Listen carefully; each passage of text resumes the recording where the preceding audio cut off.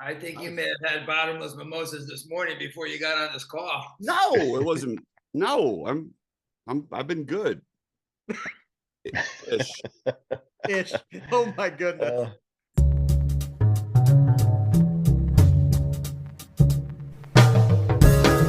Find yourself a booth, order up a cold one. This is the Spring Bar.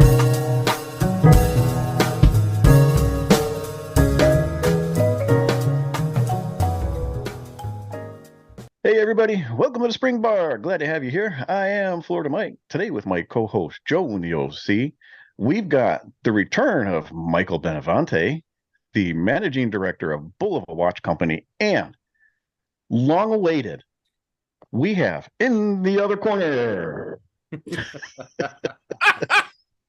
Don't tell him what I'm weighing in at. We have Richard Callamaras with us.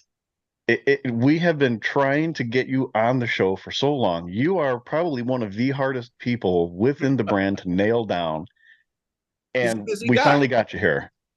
Well, I try to keep moving so nobody can get to me. So that's what the He's in an undisclosed location as we speak. As a matter of fact. And for those who don't know, Richard, you are the sales manager for Accutron. Is that correct? Yes, sir. So we're going to get a real good insight into the Accutron brand. We have talked about Accutron before by the way of the Space View 2020 stuff and the DNAs, right? Yep, the electrostatic movements. But we're going to talk a little more brand stuff with you today, and we've got Michael along to kind of censor what it is that you're telling us. Actually, or vice versa. He'll spill more beans than Richard. Yeah. Richard seems scared. I think some people at the office scared Richard into. Michael's my handler. He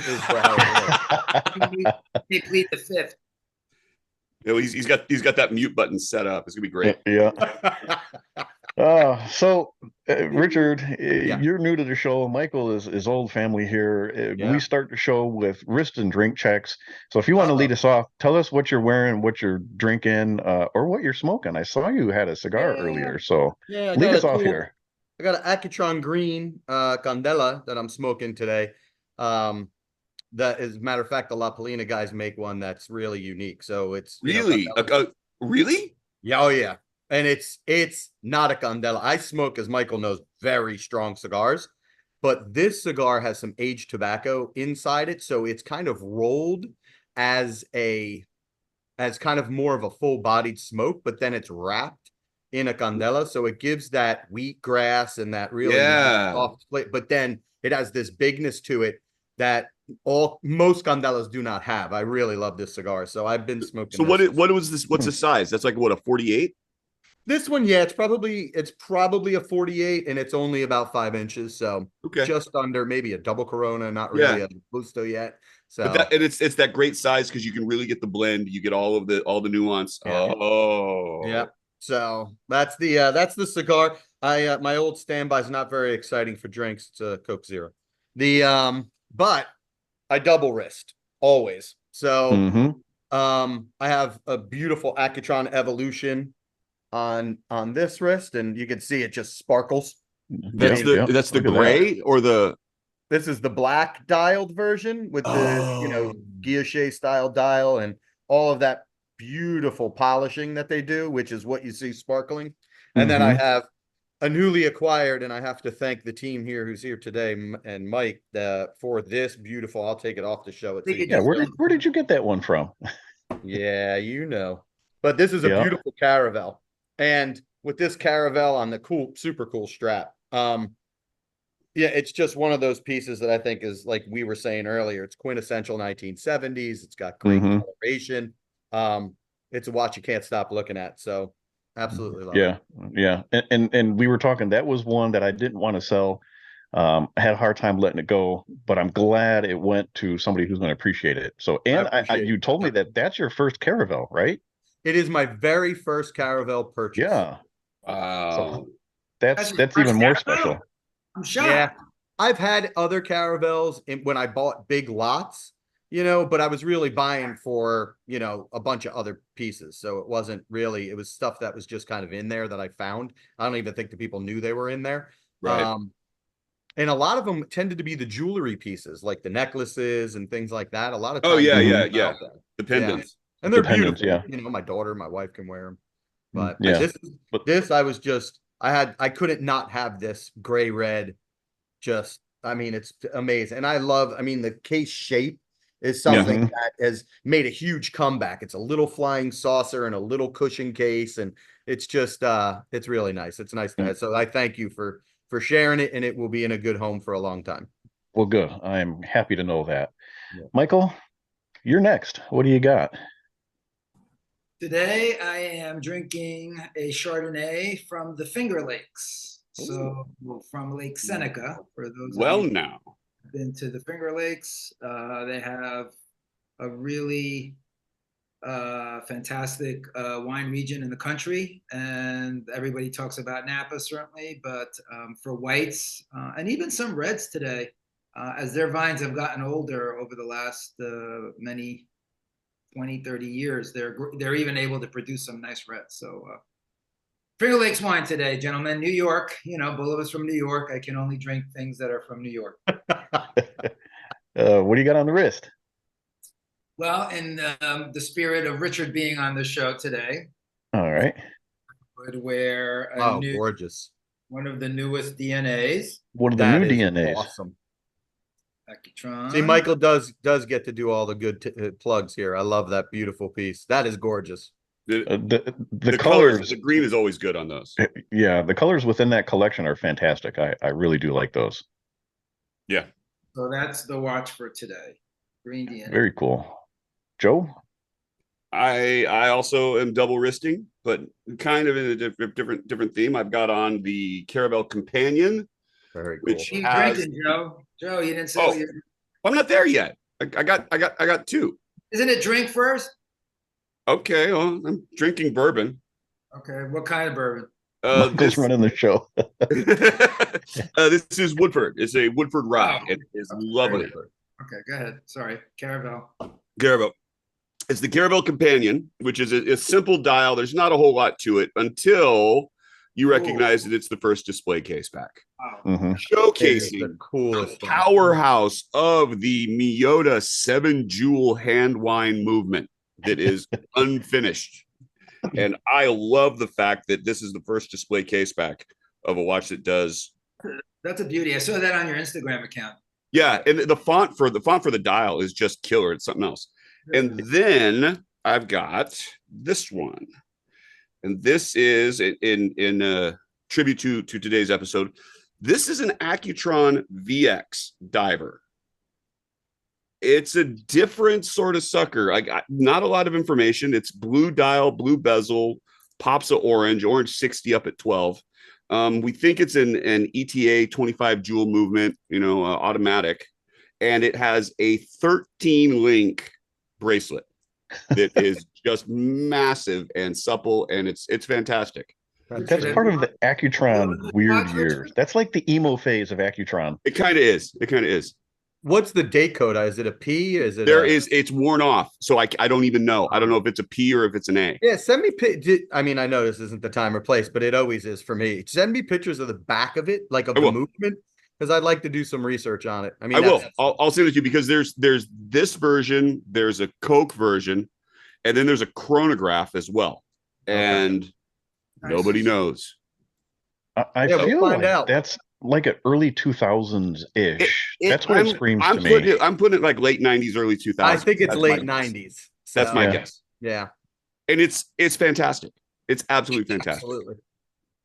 So, I gotta tell you, that's kind of one of my favorite eras. That early 2000s for Accutron. I thought they were doing some outrageous stuff back there's then. really weird stuff from that whole time period, and there's things that you show up and you're like, that can't be real, and it is, and like, ooh, yeah. I'm a fan. I like it. Cool. All right, Mike. All right, I'm bringing up the rear. As per Michael's standards, I've got a little bit of a heavy pour of some Grand Marnier today, so a nice dessert liqueur. I am also in Richard fashion double wristing today. Good job. On my left wrist, I have my 1964 Accutron Astronaut. This is on the original JB Champion NASA mesh. This is not the reissue. This is the That's original right. period correct. On my right wrist, and it feels very weird to have a watch on my right wrist right now. I have a 69 Accutron up down Q.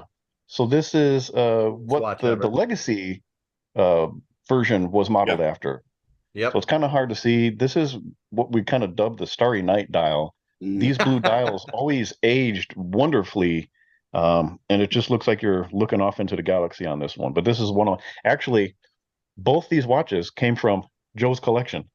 Both of them. Oh, that's great. Both of them. Yeah. So Yeah. this one I bought from him early in our friendship. This one was a trade for a different watch. And Very cool. yeah, that's Was where that the my trade? Accutrons come Is from. that the trade for the Invicta that you'll show later on? Yeah. I know we're teasing that out, so for everyone, just So- stay tuned. Yeah, I hear they're going to go deep on that one. Oh, Deep. Yeah. We're gonna go deep. You see what I So- did there? Yeah, it was good. Yep. Subtle. Stay tuned Michael, for that, everyone, please. It'll be at the end of the episode. Yeah, Michael alluding there. Stick around. After the conclusion of this show, Joe and I are going to go into. We've got two very hilarious new watch alerts that we don't want to take up the time for Michael and Richard being here, but we'll go into that after this episode. So once it's done, just hang in there. It'll be at the very end of this one, so it's worth listening to. But let's get started. We got Richard. We got Richard here finally. Richard, I'm excited. do us a favor. Tell us who you are and what it is that you do within the company. So my name is Richard Callamaras. I take long walks on the beach down here in South Carolina. I enjoy the now. I've been very lucky again to, as a collector like yourselves, to find my way into the position I'm in. The position I'm in, I guess, as we said, was sales manager. So I kind of oversee Accutron as its steward, I suppose is the best way to say it. And I'm lucky enough to have a seat at the table on a lot of conversations. So although I oversee, nationally and a little internationally some of the sales, I also am able to, have wonderful conversations with Patty in marketing, John and Danelle, who are our design team, part of our design team. And we have a really great Lana, and it's everybody. It's a great team. And luckily they actually want to hear what I have to say. So I'm just lucky enough to be able to sit down, give them feedback. And I really take it from conversations that's how you and we have met years ago, through the internet and conversations and collections and talks. And it all just that's how all this kind of started. So, I have my hand in a little bit of everything, but mostly responsible for the overall sales and speaking the gospel of Accutron to the world. So there was the time when Accutron was underneath the Volvo brand. It still is to a great extent, but it's been spun off now and it's on sort of its own little subgroup. Were you involved in that? Was that part of your action, or did you come on afterwards? It's funny. I think that I worked for the company kind of on and off as a friend of the brand and consultant, and worked with different regimes, not even the ones that are here today. And was able to have some conversations back then as well. It got serious once I did a show with the National Watch and Clock Collectors Museum for Accutron in Bulova. And at that point, Accutron had kind of been shelved, so to speak, I guess, because we knew what was coming with electrostatic, and there was some decisions happening and being made. So that was kind of that period where there was a lot of planning going on. So I was able to hear and be part of some of that whispering as it was being kind of rethought. And then, of course, Michael came on board and everything went, it just went great guns. So it was really exciting.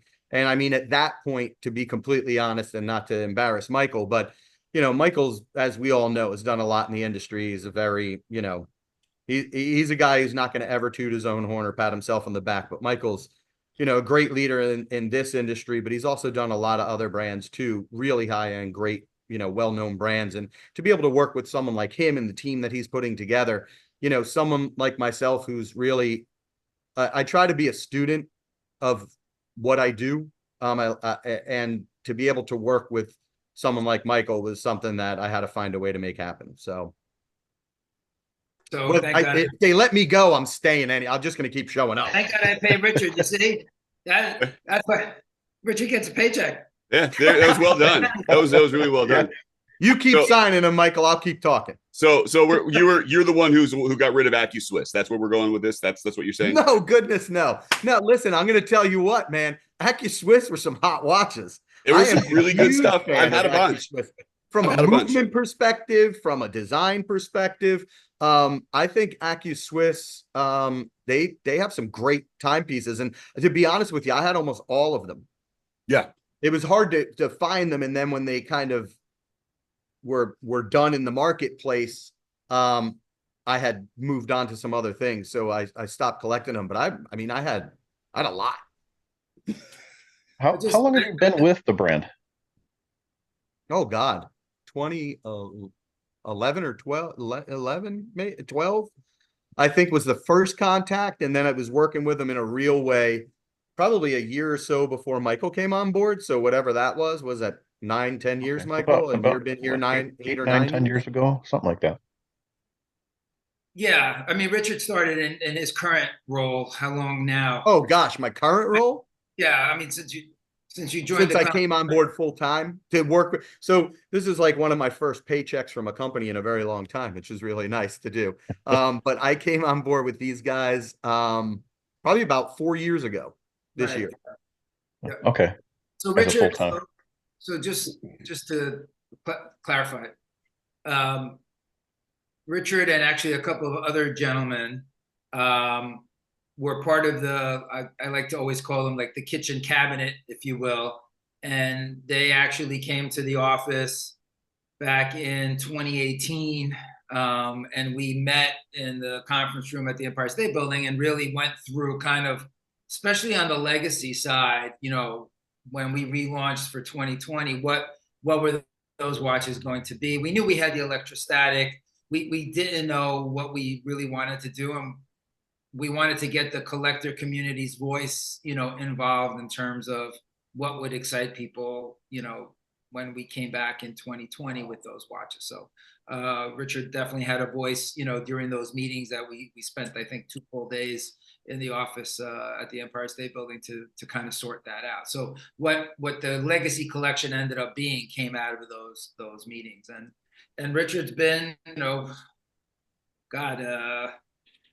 without Richard's collection originally that we purchased, we wouldn't have been able to kickstart the museum and the archive as quickly as we did. So that's kind of, you segued me right into what I wanted to bring up next. Richard, you talked about collector turned dream job. So not a lot of people will know that the Bulova Museum really is your collection. Originally. So right now there's over 3,500, 4,000 pieces.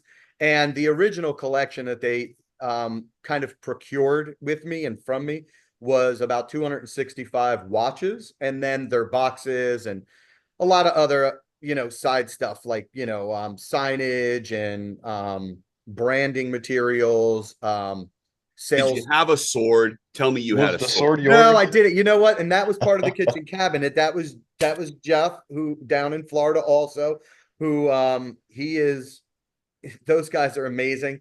He is a horological archaeologist like I am and like you are, and he was able to dig one of those up. And I was gonna buy it from him, and then we kind of all really wanted to make sure the museum had all the most significant pieces. So we kind of let that go, and it was something that because if I bought it, I would have never given it to him. Oh no. And my wife is Spanish, so from Spain, so to have this Spanish-made sword and everything else, it's kind of something I definitely gonna be knighting everybody. Come on. I pretty much felt like that would have to happen. So yeah, they wouldn't have gotten it. I also want to add that it was 200 and whatever Richard just mentioned, but it wasn't about the quantity.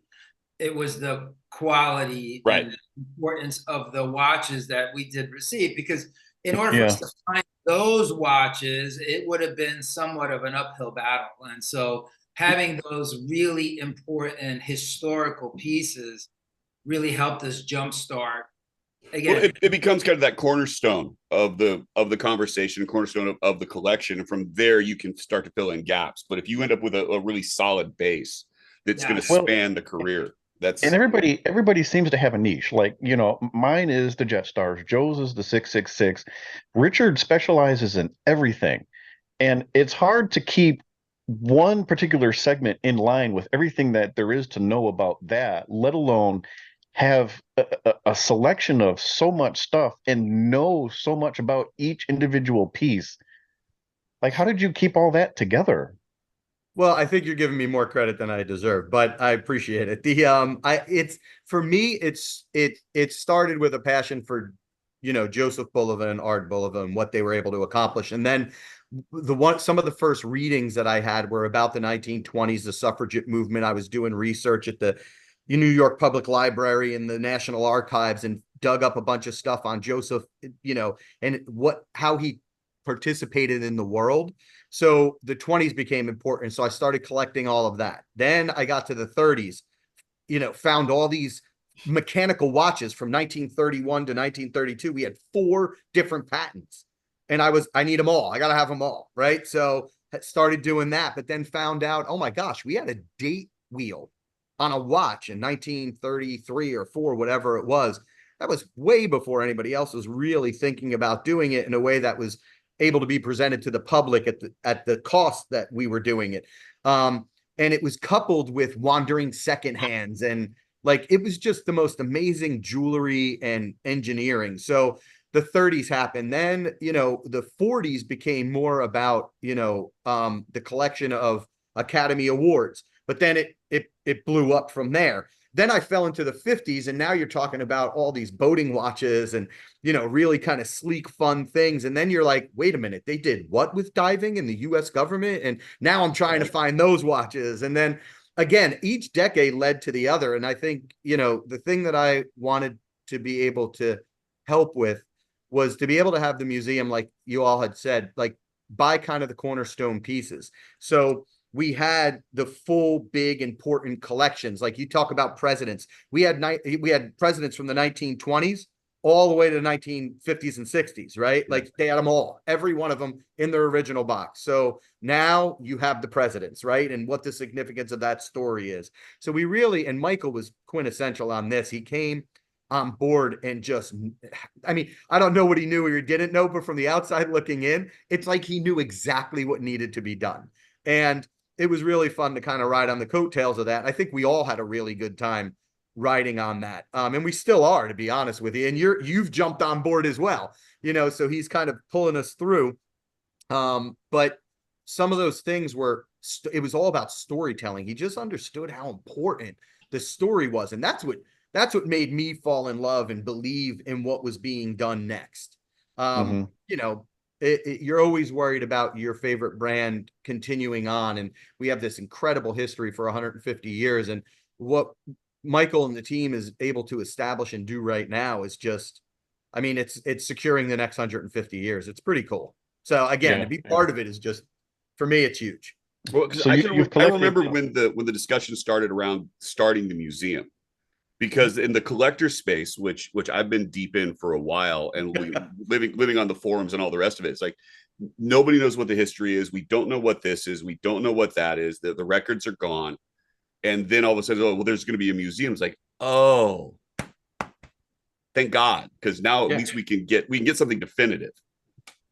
So again, we credit Michael to really pushing hard on that and making that happen for us, and understanding the importance of that from a brand perspective. And Michael can be very convincing, and when he tells the story, and the success he has behind him, people listen. So he was the right person at the right time. And like I said, it just felt like he just knew what needed to be done.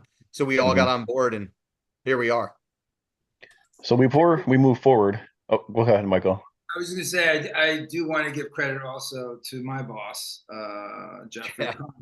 No, seriously, because True. when Yeah. I joined 9 years ago, so it was at the end of 2015, and he was very convinced about two things, and one of them was definitely the museum and the Okay. archives, See, uh, and the other I'm thing, learning some new stuff. was kicking off the History of First book, the Asseline book. So those were two things that were really on his mind, and also again, just because I mean everyone knows, but Citizen Watch, Japan also is very what's the word I'm looking for? They're very aware of the importance of history. I mean, certainly Citizen brand is 100 years this year, so they're 100 years old. And they have a fantastic museum in Tokyo. I mean, an amazing museum. So they understand the value of an archive in a museum. Yeah. Well, you know what? And that is important because they could have purchased a company and put their direction and what they wanted to see happen with it, but they kind of let you guys be and let you continue to tell your story and let you embrace your history and just operate, doing what's been done for 150 years now. And it's done the brand very well. And like you had mentioned one time before, Michael, the best thing that could have happened was the brand being bought by the Citizen Group. And I Agreed. truly believe that. Truly believe that. Agreed. A watchmaker. I mean, it happened to be, but let's say had it been the Swatch Group or had it been Richemont or someone like, I mean, it was important. I think in retrospect, it's important that it happened to be a watchmaker, because if it was a fund, no disrespect to funds, but the fund's job is not that. The fund's job is to do what they need to do. And It could have gone in a whole different direction. Yeah. yeah, and so again, that since we're giving credit and we're going back in time, I mean, I think we have to give credit to the Tisch family and Lowe's Corporation, because they were the former owners of Bulova, and Mhm. it's by accident that Bulova ends up in the hands of Citizen. I mean, that is not an accident. And so, although I have not spoken to Andy Tisch, who was then the CEO at the time, you guys can speak to one day, maybe. I don't know if have you had Carl Rosen on the show? Not We yet. No. haven't. We've No. talked with him. We've talked around him, but we haven't had him on. You got Carl's fantastic. That'll be a good guess for you, because Every interview I've heard with him has just been nuts. yeah, Mhm. Carl, and so Carl will fill in that, because he was 30 years with Lowe's. Oh, And really? Wow. yeah, he was 30, and then his last job at Bulova, let's call it Bulova Watch Company, was as a COO. So he had a pretty high position within the company, and so he did a lot of things all those years. So he definitely would be an interesting guest for you. He lived in Switzerland for a while. He managed the European operation for a while. So he will be able to fill in a lot of blanks that you guys may have. Well, that'd be fantastic. Yeah, That'd- and Yeah. I would like to say, if I take off the collector hat and the nerd hat and everything, and I put on the businessman hat, I think that one of the things that I'm so excited about and for Bulova was what you said, this path, right? You have someone like Jeffrey who is absolutely always the smartest man in the room.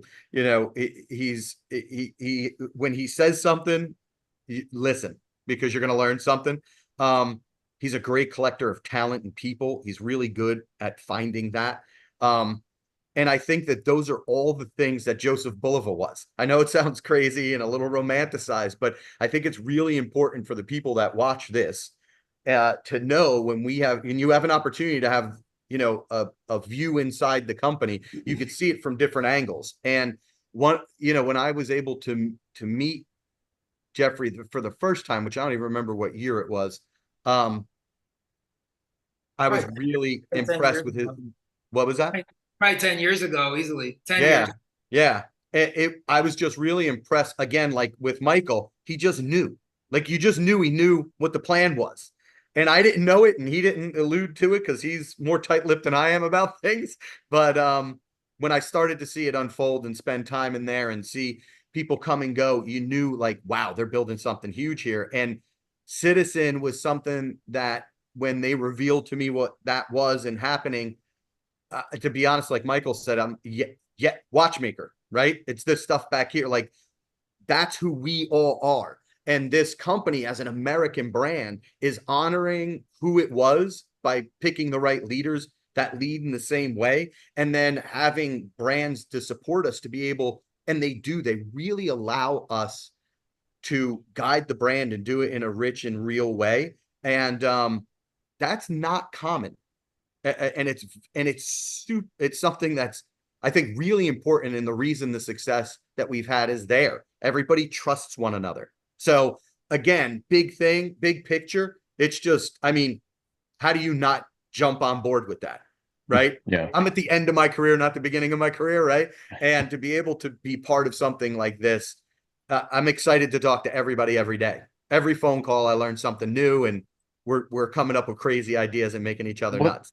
And you're such a passionate guy about what you do, and you're such a passionate guy about the brand. So, in keeping with looking at the brand from different angles, give me your perspective as why Accutron, a brief history of what Accutron is, why it's important, and why it's important still today and moving forward. I can say that quickly. Accutron was not made to be a watch.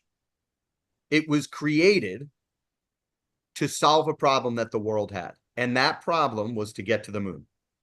So when you are chasing incredible things that are fiction until you make it reality, it is the culmination of human ingenuity, the tuning fork. That's what it is. I mean, it's on your wrist. It's real. You can touch it. It's unbelievable. And we could talk about it, but for the sake of the quick answer, when you get to the electrostatic, it's solving another problem the world has with renewable energy and how to go after that and do it in a way that's responsible and, but also fun and exciting and new and something the world has never seen. Like I've stolen this shamelessly from a retailer, but it's orange in a world of apples. Every other watch on the planet does one of two things. That's it. This is an orange in a world of apples. I loved when I heard it, and I've been preaching that to the world. So it's really the truth, right? So I think innovation, making something that matters as opposed to just the watch. I mean, again, when you look at how many pieces are produced, how limited we are with our retailers and selective. It's not about selling a watch. It's about having the opportunity to share a watch with great people. And I have to tell you, the people that wear our watches are the most interesting people in the world. Like, you talk about it being a conversation piece. If you meet an Accutron electrostatic or even tuning fork owner, they're usually really interesting people. So the question then becomes, right? So Accutron has relaunched, and they relaunched with the 2020, with the DNA, with the Evolution. Now they've got the Legacy line, and the whole astronaut. So we're coming into a big year next year, 2025, 150th for Bulova as a brand. Accutron's going to be tailing on to that as well. What 65. Are the things that are coming? 65. Yeah, right. Yeah. So what are the things that are coming in through Accutron? Is it 65 years already? Yeah. Wow. If it's product, I'm just gonna go. Michael, you're gonna have to handle this. He's gonna get the mute button. I'm kidding. Yeah, this is where Richard was told not to talk. Well, I mean, we're not talking necessarily about new and top secret things, but what are the lines that we're looking at? Richard, the watches are coming out in just basically weeks at this point. So we can talk about the astronaut, which, the new astronaut, which I think is really fun. Nice story. I think we should talk about our friends at Hudson Whiskey, because that's a watch that's really soon. Actually, that's just a few weeks away. That's a fun project. And even then the 10 micron, that new, a lot of. All right. Well, listen. So Michael lets me unload. I'm going to unload because, again, it's all passion. So the astronaut, what's really fun about Accutron and what's coming is we really try as a brand to speak to who is buying and collecting us, right? Like we're very collector driven as a brand.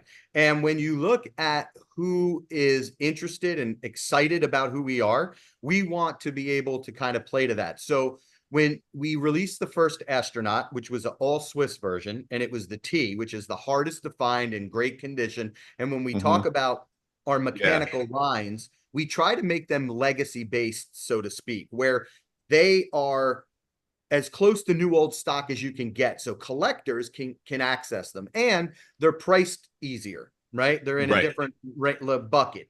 So we wanted to continue with that. So as Astronaut has evolved, there is, I think, 24 or 26 different iterations of the Astronaut. It's outrageous. From the original yeah. the tuning fork version. That's about right, because there's the dial iterations, there's the case metal, there's the bezels, the handsets are wildly different between Swiss and American, and right, movements all changed. Right.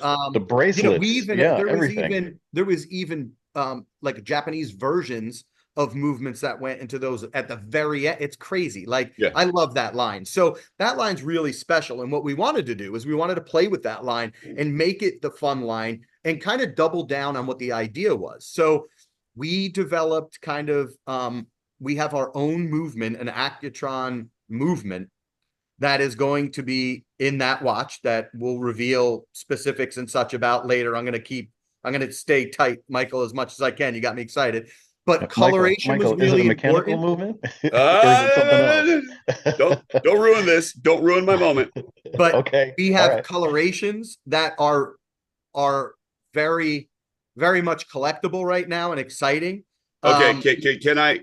Okay, let's talk dial colors. Let's talk dial colors, because the classic line, you had the black dial, there was the stainless bezel, you had the champagne dial with someone with stainless bezel, someone with a black bezel with a bakelite insert. You had there was the gold as well, because there was like a 24 karat, and that's not even getting into like the 3 that we know of that were platinum. I think. Right. Or you're not doing platinum. Okay, that's a head shake from Michael. Okay, so no platinum. All right. You can tell the colors. You can tell them the colors. What colors do we got? So with coloration, you're going to have a blue, you're going to have a red, and you're going to have a green. And then there's going to be a champagne as well. That's one I'm excited about. Mike, do we want to talk about material? Tell them. No? Yes, tell them.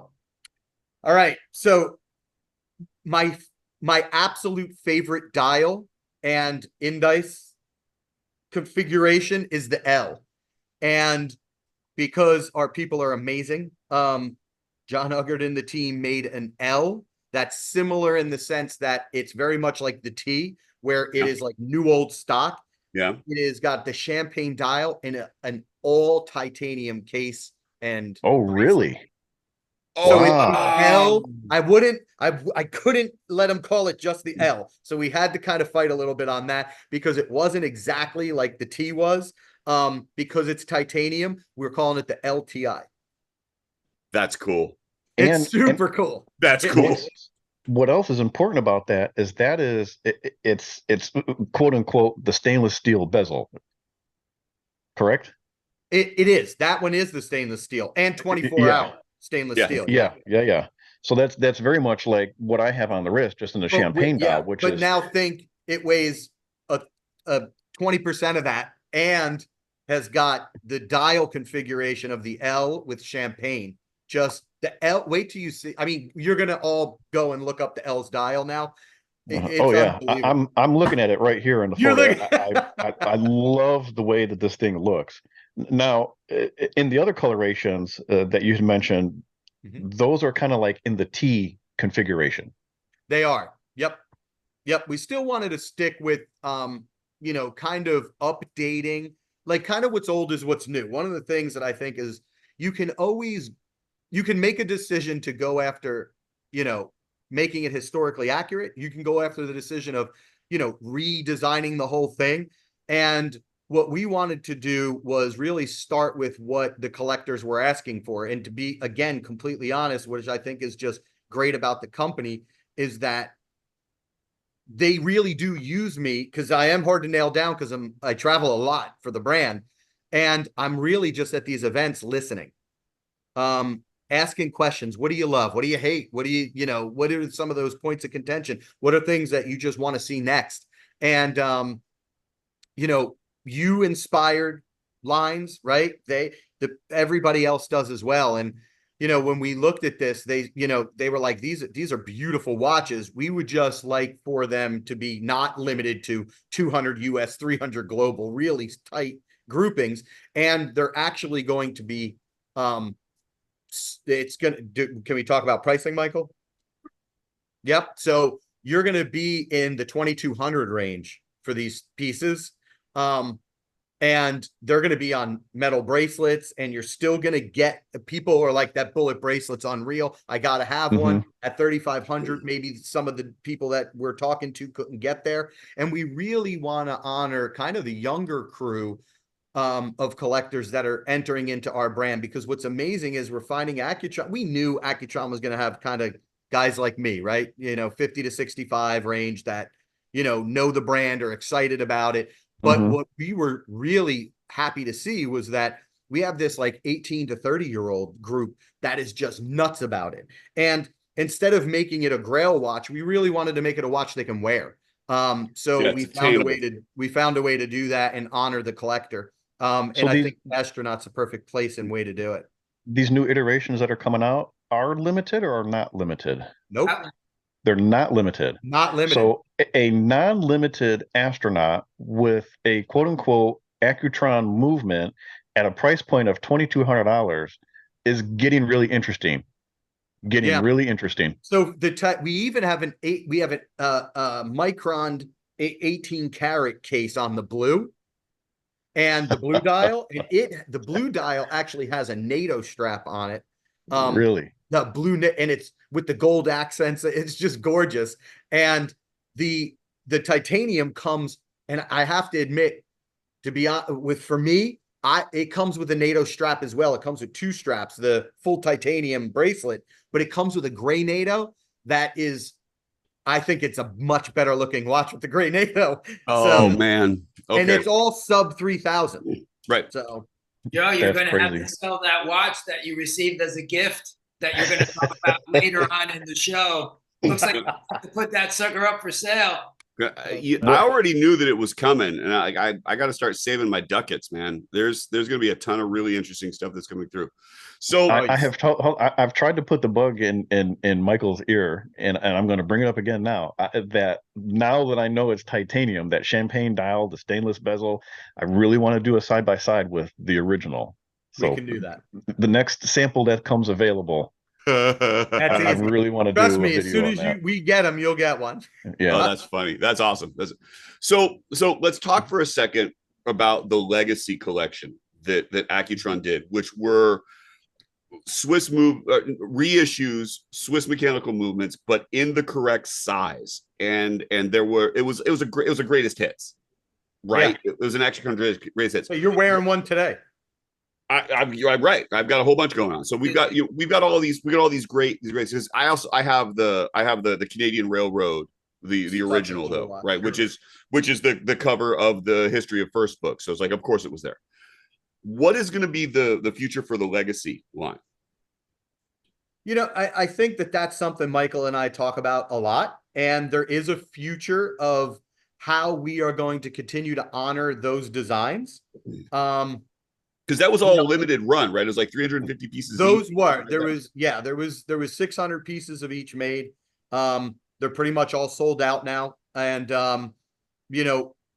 that was the timelines worked out perfect, to be honest, because now we have some wonderful things coming, with the anniversaries and so on. So as we move forward, we wanted Astronaut to kind of grow a little bit, and we needed space there to do that. And then when we have some other iterations and ideas and newness, even technology newness and stuff coming out, we want to be able to kind of relaunch the idea of honoring that part of who we are. Is that accurate, Michael? Yeah, I mean, listen, it's going to be 5 years that we relaunched the brand. Next year will be 5 years. So 2000 is when we came out, and so we made the legacy as limited because we knew that eventually we would segue into something else, and so we're going to be segueing into something else. And I mean, we've talked about it before, so it's not a secret here. We are working hard, on the development of the tuning fork movement. So we hope to be able to land that plane, at some point next year. And we've talked about it before. Man, that's something. But, and we have talked about that on several occasions, and it was always kind of, let's see what happens. Let's see where it goes. There's hurdles, but now you're talking be able to introduce it next year, hopefully. So that's some positive news in the right direction. Yeah, we're still, again, we have gates that we need to pass through each within the development cycle. And so thankfully, we've been passing through the gates of testing. One thing I can tell you is that, Tokyo team who is working on this particular project will never, put out a product that's not, up to their 100% standard. So we need to make sure from a testing standpoint that the movement is able to pass all these tests. But hoping and praying that it all works out, and sometime next year we'll be making an announcement about it, and that opens up the development, for what was the legacy piece of the collection to later evolve into other things. Obviously, using a movement that would love to be able to reintroduce. Yeah, for sure. So the pillars of the company will be electrostatic, astronaut, and hopefully tuning fork, right? I mean, that would be the vision. So it seems like I need a minute. I'm sorry, I need a minute. I just give me a second. It seems like the astronaut is kind of becoming the franchise of Accutron, like the lunar pilot is becoming of Bulova. Is that correct in saying? I mean, like you guys will play on that and have fun with it and look back into more of those variations, and bring them forward. And arguably, before 2015, we never for 44 years, we had no idea about the lunar pilot. So that was an added gift. I mean, prior to that, we had already made history with the tuning fork technology going to space 46 different times. Yeah. And astronauts like, Commander Grissom on up, all, wearing the astronaut watch as a tool watch, to Richard's point earlier. Right.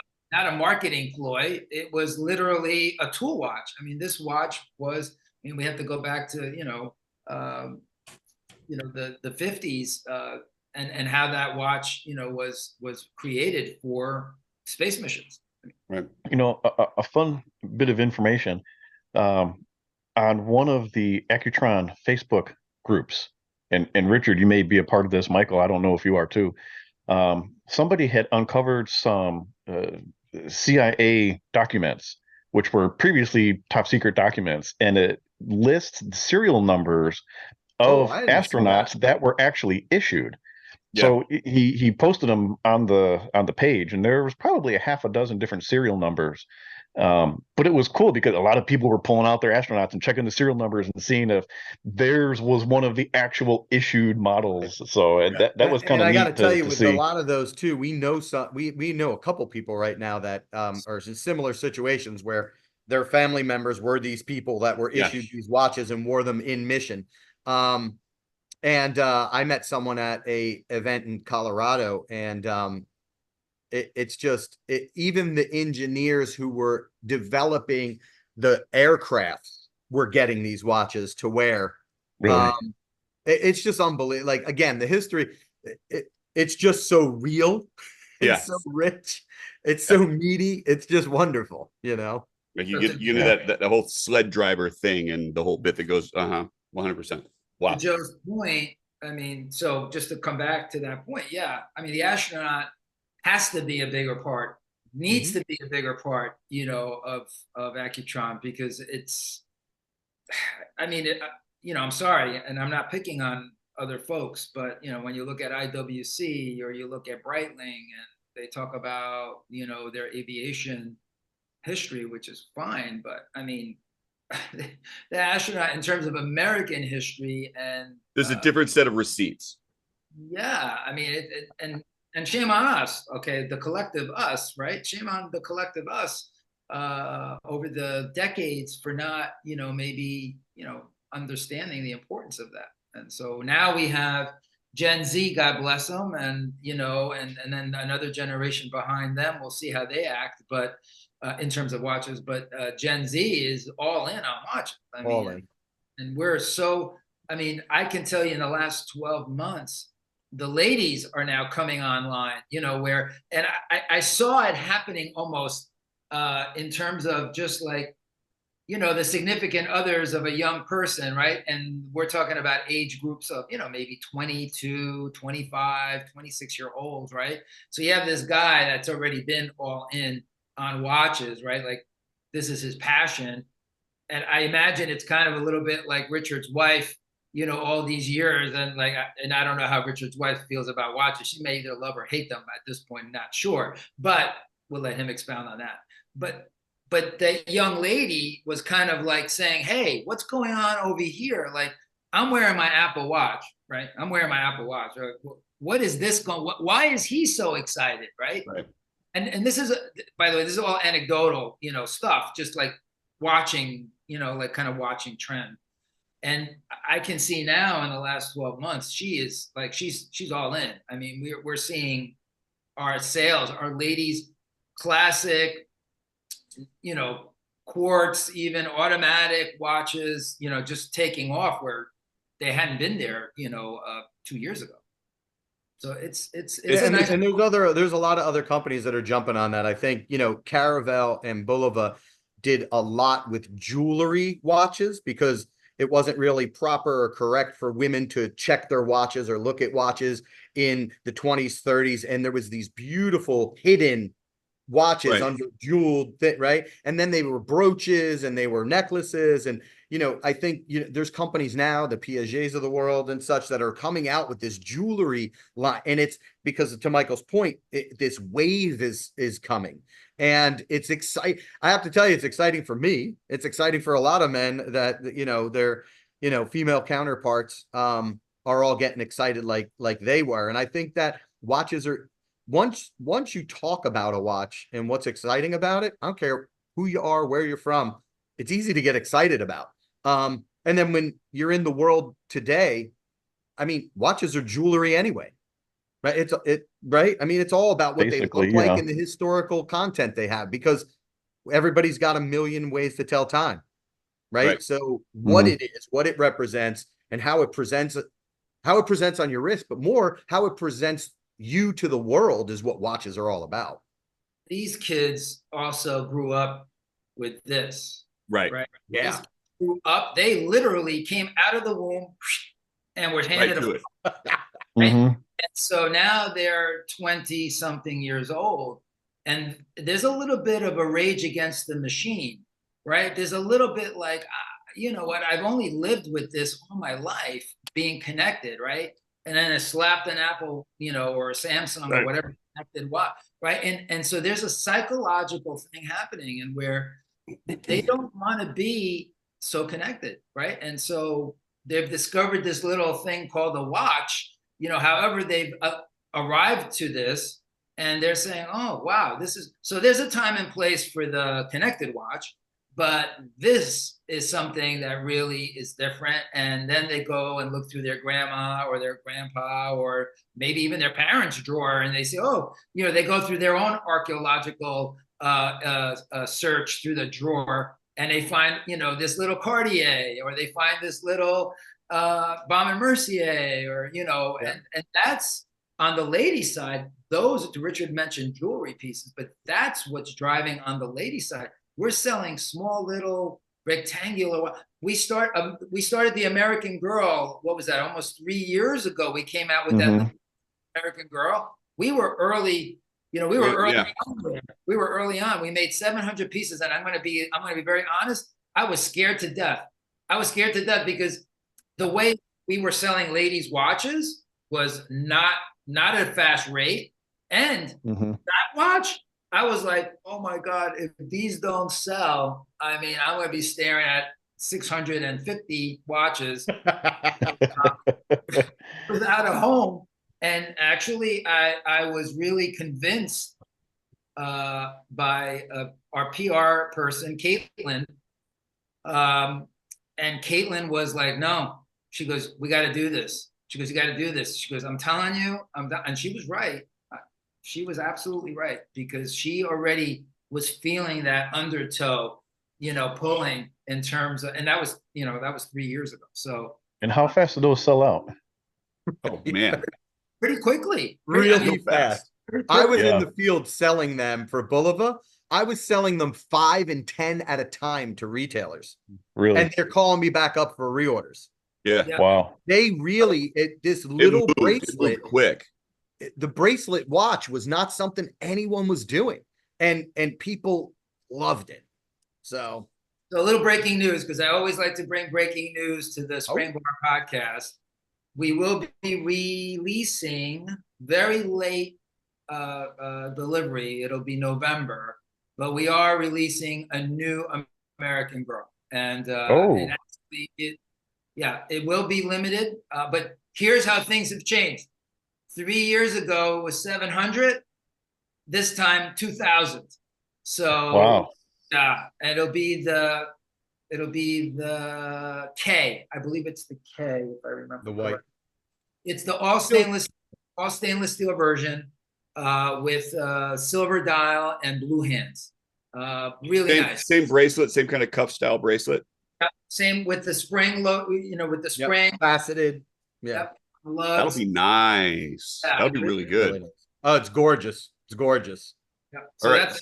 that'll deliver like late October, early November. That was a lot, again, to the trend that we're talking about of ladies. We really we rushed because we saw, in spring how hot, these kinds of watches are really, turning right now. And so we're bringing that out.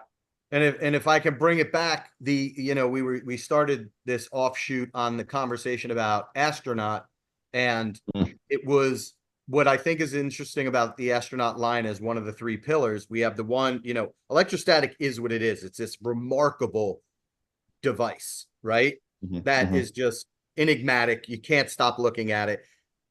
The tuning fork, as we discussed, that's something that is really important to us, and it is what it is, right?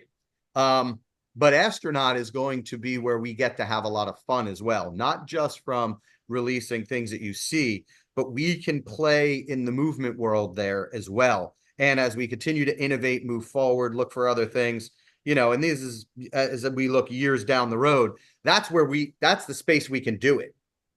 And that's where we can work with the collectors more and we never want to lose that. So astronaut allows us to be that outlet is there for that. So it's exciting to see what's happening. I'm just going to say that the astronaut dial has enough real estate on it that a moon phase would fit really well right in there. I'm just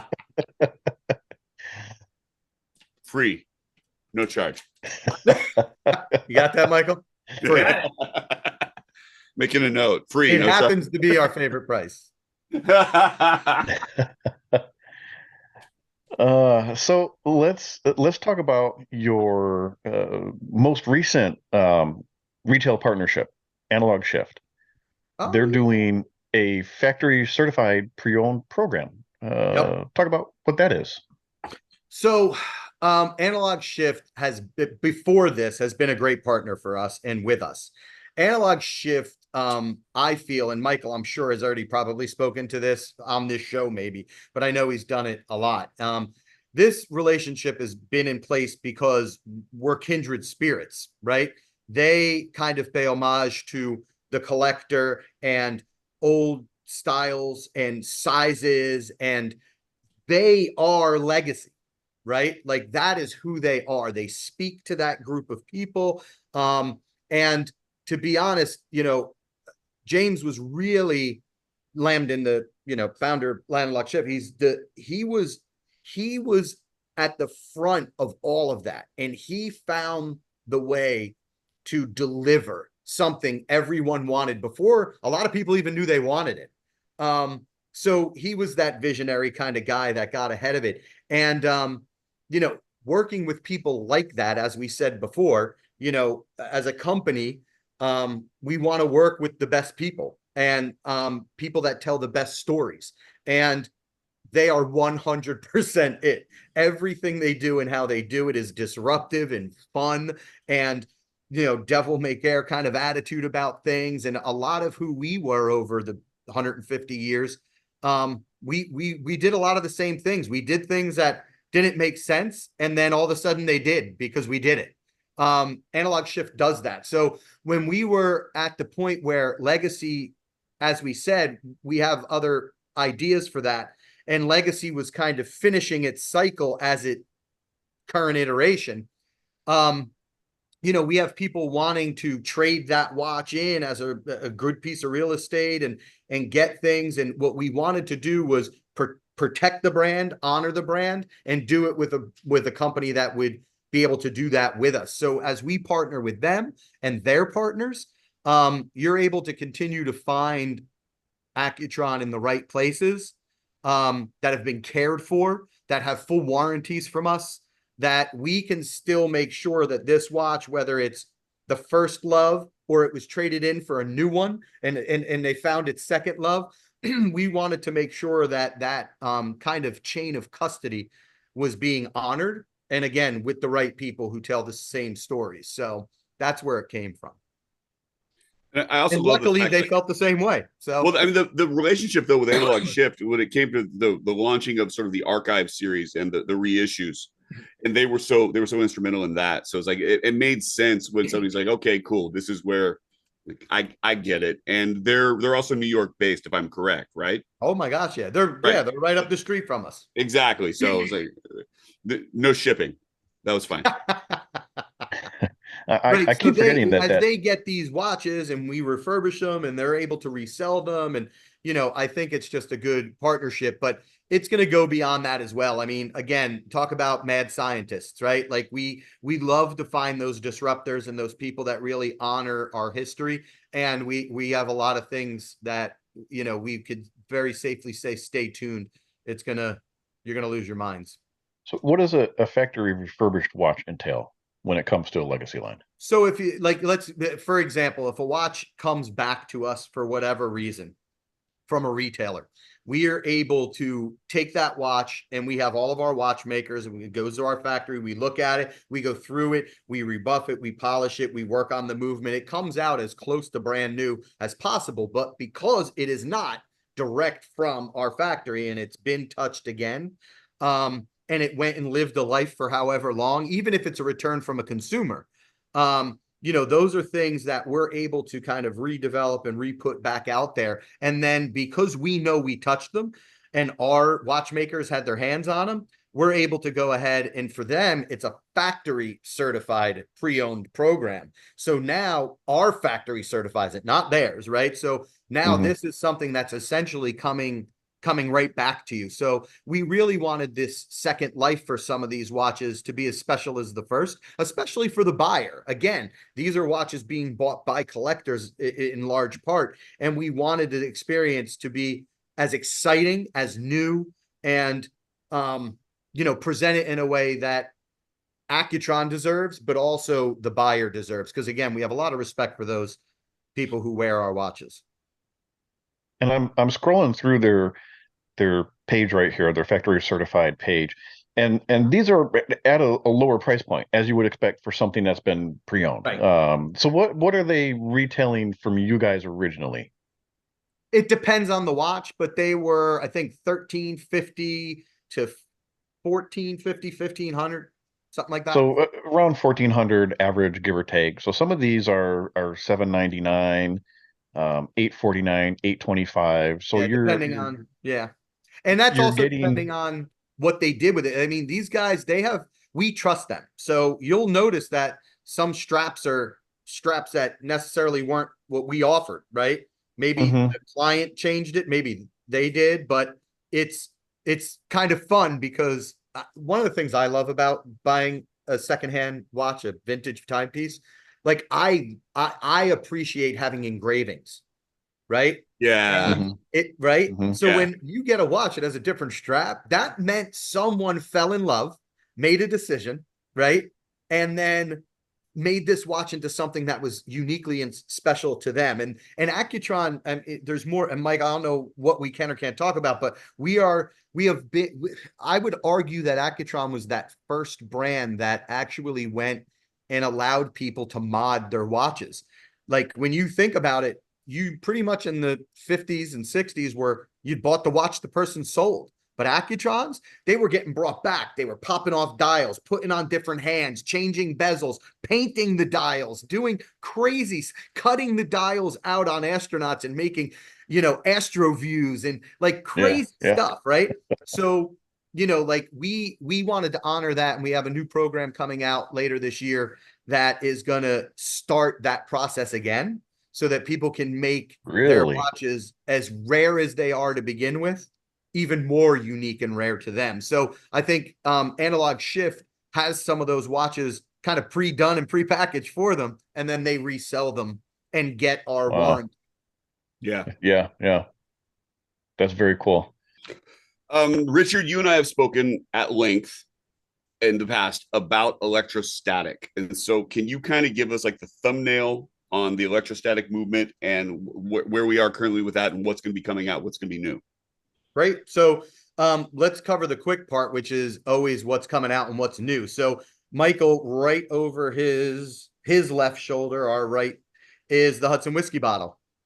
Hudson whiskey, again, New York, right up the road from us. It's something that has tremendous history. The first, company to be selling alcohol again after Prohibition in New York State. And we have this great relationship with them, and they are at just about every event we do. So we wanted to make a watch that was significant to them. And you will see the Hudson Whiskey limited edition to 144 coming out. And we have a new barrel of whiskey coming out with that watch as well. So we have some really exciting timepieces with that. We also wanted to. Hang on. So if I get a sample of that watch, does the whiskey come with it? Well, we're gonna. So there's 100. I would have to drive it to you, but yeah, I'm running out. Yeah. So we made 144 of the watch because you get 144 of these bottles out of cask of whiskey. Do you really? Yeah. That's fantastic. That's how we landed on 144. Now, there's a whole lot of regulations that the alcohol industry has to endure, which I won't bore everyone with. Mhm. But what we would like to try to do is the specific barrel that has been aging in correlation to the watch drop of the new Hudson Whiskey electrostatic watch that's coming. Anybody who buys that watch, we would love for them to have that actual bottle that came out of that cap. So it's not easy, and it may not always happen, but we're going to keep the bottles in New York, either some at the flagship store on Fifth Avenue and some with us in the building. And we'll try our best to somehow get, the bottle to whomever buys the watch. Like a voucher system. If you buy one, you can bring it into the store and claim your bottle. Or is it more of a work release where you can come visit the bottle? And we'd love for people to come visit us at the flagship store and we can deliver the bottle to them there. That would be amazing. Yeah, exactly. Regardless of where they buy the watch, right? Regardless. Yeah, the store flagship is amazing. I mean, if they happen to find themselves in New York City, then they could certainly pick up the bottle, from us. Gosh, and we still yet to come and see all that. And I'm one of these days. I keep saying one of these days we'll make it up there. But we will. So right. So the Hudson Whiskey watch too, what's really unique about them is how they honor. So the coloration's really unique on that watch. There's a little bit of us and a little bit of them and a little bit of New York. But it is an evolved evolution as well. So you are going to have a different finish. I don't want to give all the, all the secrets away, Michael, but you're going to have a different finish on the dial. We have that guilloche style dial on the new ones, the two that are released, the black and white. This one's going to have another, kind of watchmaker application that they do finishing wise on this dial. And then we again play with screw coloration and hands, and we try to honor, again, they do a big thing with the subway colors for the trains, different trains and the different colors lines.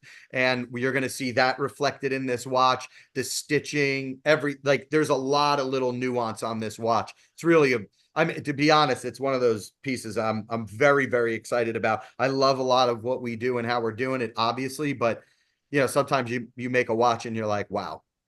So this new one will be the evolution dial. It will be an evolved evolution dial. So another iteration of the evolution. It won't be the same, but it'll be similar. But with new finishes. It'll be that rotated orientation. You are going to have that 2 o'clock rotation. Yep. Gotcha. Okay. Yep. Interesting. That's gonna be good. So that's exciting. And then we have another 18 karat, 10 micron, 18 karat gold timepiece coming out. That's that thick guilloche style dial, and that's going to be that timepiece is outrageous. It's that's going to be a drop that we're going to have in the next month or so. So that's also very exciting, coming out at a price point better than what the solid gold case was, I'm sure. Oh yeah, and that was the key, right? We did a very limited. There's only 60 of those. We're really almost completely out. We try to save those to only give to new doors so that they have that opportunity to sell that piece. So we're pretty much running out of that at this point, and we wanted to have something because a lot of people wanted to be able to access it. Again, it's about access. Again, we make watches for our collectors, so that we heard their cries, and we wanted to make something that was, and again, 10 microns, especially. Yeah, I know you guys do a lot of finishing on your watches and polishing and such. 10 microns is a heck of a lot of gold. Like that's thick, yeah. That's a heavy wet. A big concern when it comes to gold plated watches is it's going to scratch or wear easily, and that. But that's a thick coating. Super thick, and I have wet coating back here that we can do, and you're bathing you're in the sauna for a long time to get that kind of plating. So it's interesting. That brings us into the fall line then. So so Michael, we didn't have you just sitting here to look pretty. Oh, we kind of had you here to look pretty, because you always have Michael there to look pretty. We did. He's a dapper looking chap, isn't he? But I think you guys have officially you're officially drunk now. You're officially drunk. I know Joe blacked out about 20 minutes ago. I did, but you guys all stopped moving, so I got confused. So fall line stuff. We had some stuff that has recently dropped by way of the Super Seville, the Blood Moon Lunar Pilot, the Racer line. Which we just got the new blue dial that dropped, which I still want to see. Plugging that. What notes do you want to make about some of these new fall drops? We have the chairman of the board, a new Sinatra watch that's dropping. Oh, really cool. That's on Boulevard.com right now as we speak. That just dropped. That's a beauty. I mean, that was a project that we really worked on with Tina Sinatra. And the estate, because they really wanted something. I mean, they love the watches that we have, obviously, but they wanted something that was just a tad more elevated. And so this watch is just coming in under $2,000, but it's a real beauty. You guys will recognize the past history of that watch and the case. Oh, yeah. Okay, it's gorgeous. No, it's real close to real. I've got one almost just like it. One of the old Oh wow! Yeah, it's a beauty, and actually this debuts. To get into the weeds a little bit, this debuts also the first strap attachment that we're using. I've been working on this for quite a while now, but the tongue will slide into into the inside of your wrist, no keeper required. So it has Yeah.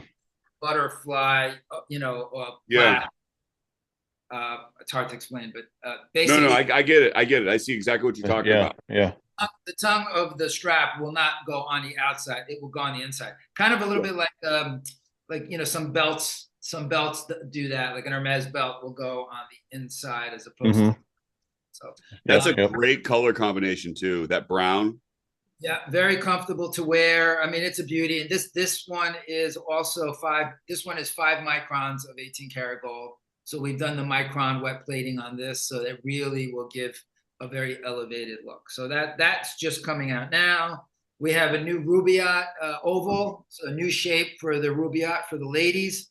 We'll have some new Rubaiyat oval pieces, a beautiful salmon dial on a stainless steel and a two-tone white.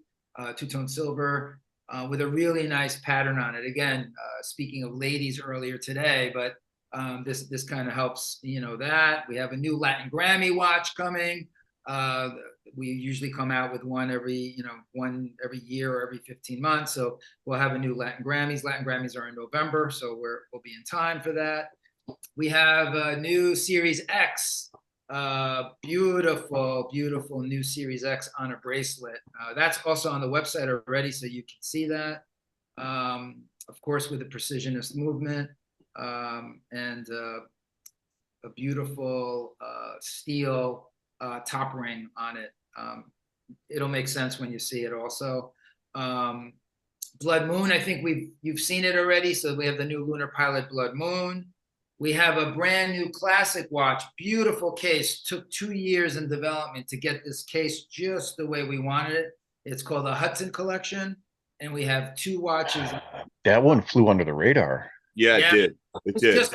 It's just coming out. It literally is just coming out. We launched this summer, end of June, new Mark Anthony curved chronograph. And that has gone gangbusters. I mean, we launched it at the first with one of our accounts, and they sold over, I think it was over 70 watches in the month of July, which, July is not always the biggest retail month. A horrible month, yeah. And it's not an inexpensive watch. It's almost a $1,200 watch. So I'm really excited about that new Mark Anthony curved chronograph because that's a beauty. New surveyors with skeletonized dials. My God, it really is quite a feast. I feel overwhelmed now that you're saying it, right? I don't know. I feel like I'm in Las Vegas at the old style buffets, and I just gorged. I don't know. We don't talk about it. We just keep going. Head down, keep going. Yeah. I mean, not to tease out the future, but I like to do that here. 2020. Oh, please, yes. I mean, we have the Boulevard 150th. I mean, our celebration really will kick off September 19th. We'll be premiering our documentary that we've been working on for the last 18 months. The premiere is in New York. As you know, we'll also be second week of November in Miami, debuting the film there in Miami. And then, Joe, not for the left coast to be left out, I believe sometime in the first quarter of the calendar year. We don't have a date yet, but we'll be in the Los Angeles area debuting the film. I'll be there. After the film premieres, at some point after that, we hope to have the documentary on streaming platforms. So more to come on that, but there'll be several streaming platforms where the film will also be available for folks to look at. And it really came out, quite interesting. It really tells the history of the company, but in a really pop culture way. If you've seen the Asseline book from 2016, it kind of right there over your shoulder. Yes, it kind of has that same feeling. It wasn't done in a timeline way. It was done more in a interesting, cultural moments way. And that's, Boulevard and Accutron and Caravel have all had these interesting cultural moments. So you said the magic word, Caravel. We've talked Caravel. We've talked Caravel a lot. There's new And- Caravel. There's new Caravel on the website. I don't know if you guys have seen it, And it's but really there nice is. pieces. Yeah, there is. we've The dropped weight, we've everything. dropped some beauties. Look at this. Yeah, they're nice. Yeah. And they're heavy watch, like they're substantial timepieces. They're really great. That's a Mhm. beauty. Oh, here, this one too. This one could be confused with, I don't know, maybe something from the other side of the pond, but It's a good look. It's definitely a good look. Yeah, that's you got to And get the and Caravel lots marketing more to up. come, People too. need to know about Caravel. People want to know about Caravel. Mhm. What's the price point on those? Just throw it out there for people to know. they're under $300. They're all For under automatic, right? Mechanical. Yeah. all of Caravel's under $300. So Yeah. it's super, kind of Caravel. Caravel stops where Bulova, kind of starts. So Right. Yeah. Today Caravel basically starts somewhere under $100, and we stop at about 350. So Will Caravel be part of the 150th celebration? Will we see new stuff come from that line? you will see, you will see. I mean, these are new. I mean, I think we have about 10 new watches coming now, and we'll continue, to continue development on Caravel. So Okay. as I've mentioned before, it's that under $300 price point or under $350 price point is somewhat difficult sometimes, because Yeah.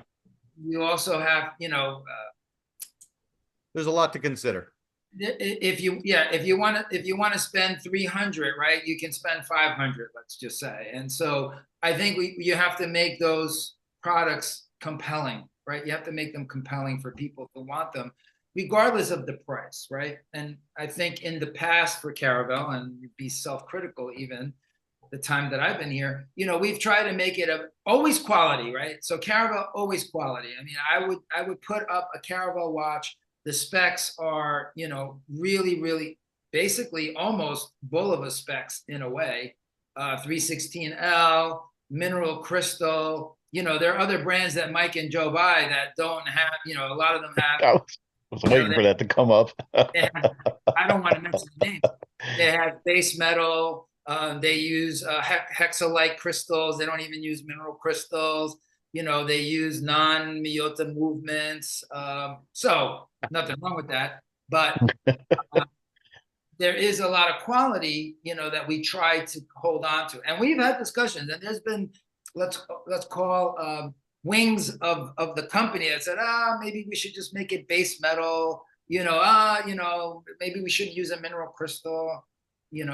Always, we're always committed to using, Miyota movements in Caravel. So that was a discussion, but we've never dumbed it down, even when we probably maybe could have. And so I think our challenge today now, as we move forward with Caravel, is to really do more compelling product. Make product that, regardless of the price, people want it because it's cool, right? People want it because it's different. People want it, and Richard mentioned it, and I've heard him say it before earlier today in our conversation, is that Caravel was a testing ground. It was like kind of where Bulova had, like, they let their hair down and they just did like crazy stuff. And I think we need to go ourselves. We need to go back to, saying, hey, let's do some crazy stuff that maybe we won't want to do in Bulova, but let's do it in Caravel and see, Sure. Yeah. So more to come on that, but. All right. So Caravel's finding its feet. This is fantastic news. Yeah. I mean, At least one other person that's going to be thrilled about this. Oh, there's more than that, man. They're coming out of the woods now that we're starting to drum it up and kind of bang on the log. There's a lot coming out. It's really exciting.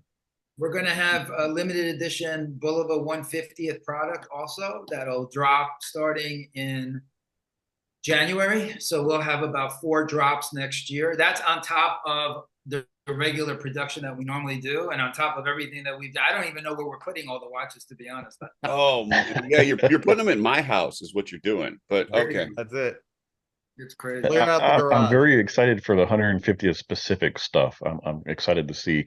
Oh, yeah. And we don't know everything that goes on with the brand. You guys don't tell us everything. So some things are still a surprise. tell you too much. Yeah. I'm going to get yelled at, I'm sure, after this Yeah. episode airs. Listen, you guys get more than most. I'm gonna tell you that because I've heard his Listen. interviews before, and I'm like, "Are we supposed to be talking?" He's like, "No, we're not supposed to be talking about. That was just with them." So The you Monday morning get a meeting lot of love.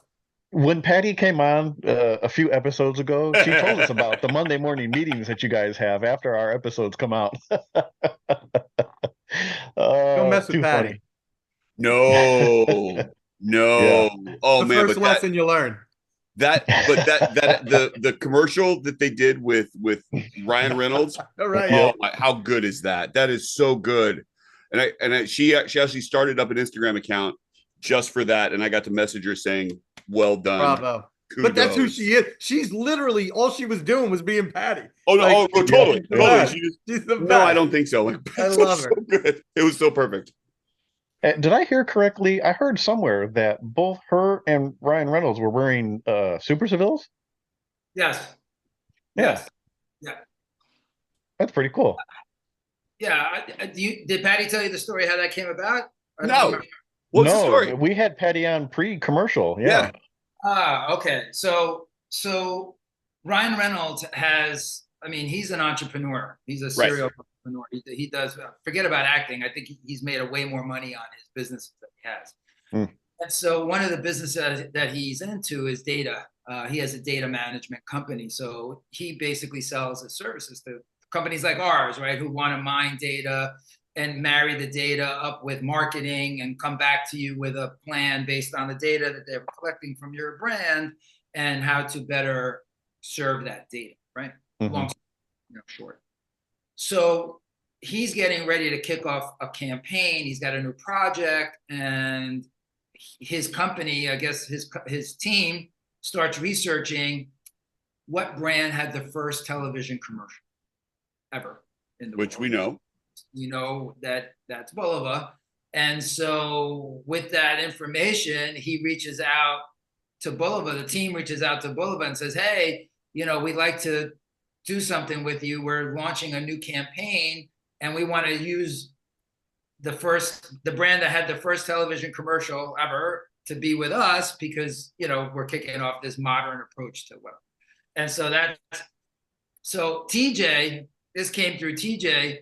TJ calls me up and he says, "Are you available on Friday at I don't know, whatever time it was?" And I'm like, I actually wasn't that day. I had to be in New Jersey. And so I couldn't be in Brooklyn because this thing total opposite ends of the spectrum here in the Northeast. And so he said, "Okay, let me see what else we can do." And so Patty is a big Ryan Reynolds fan, unbeknownst to us. Who isn't? As soon as she caught wind of Ryan Reynolds and being able to be around in person, Michael was never mentioned again. Actually, There, done. That's so good. Oh, that's so good. Nobody gave a crap whether Michael was available or not. So, So wait a minute. Were you supposed to sit in the chair across from him? Technically.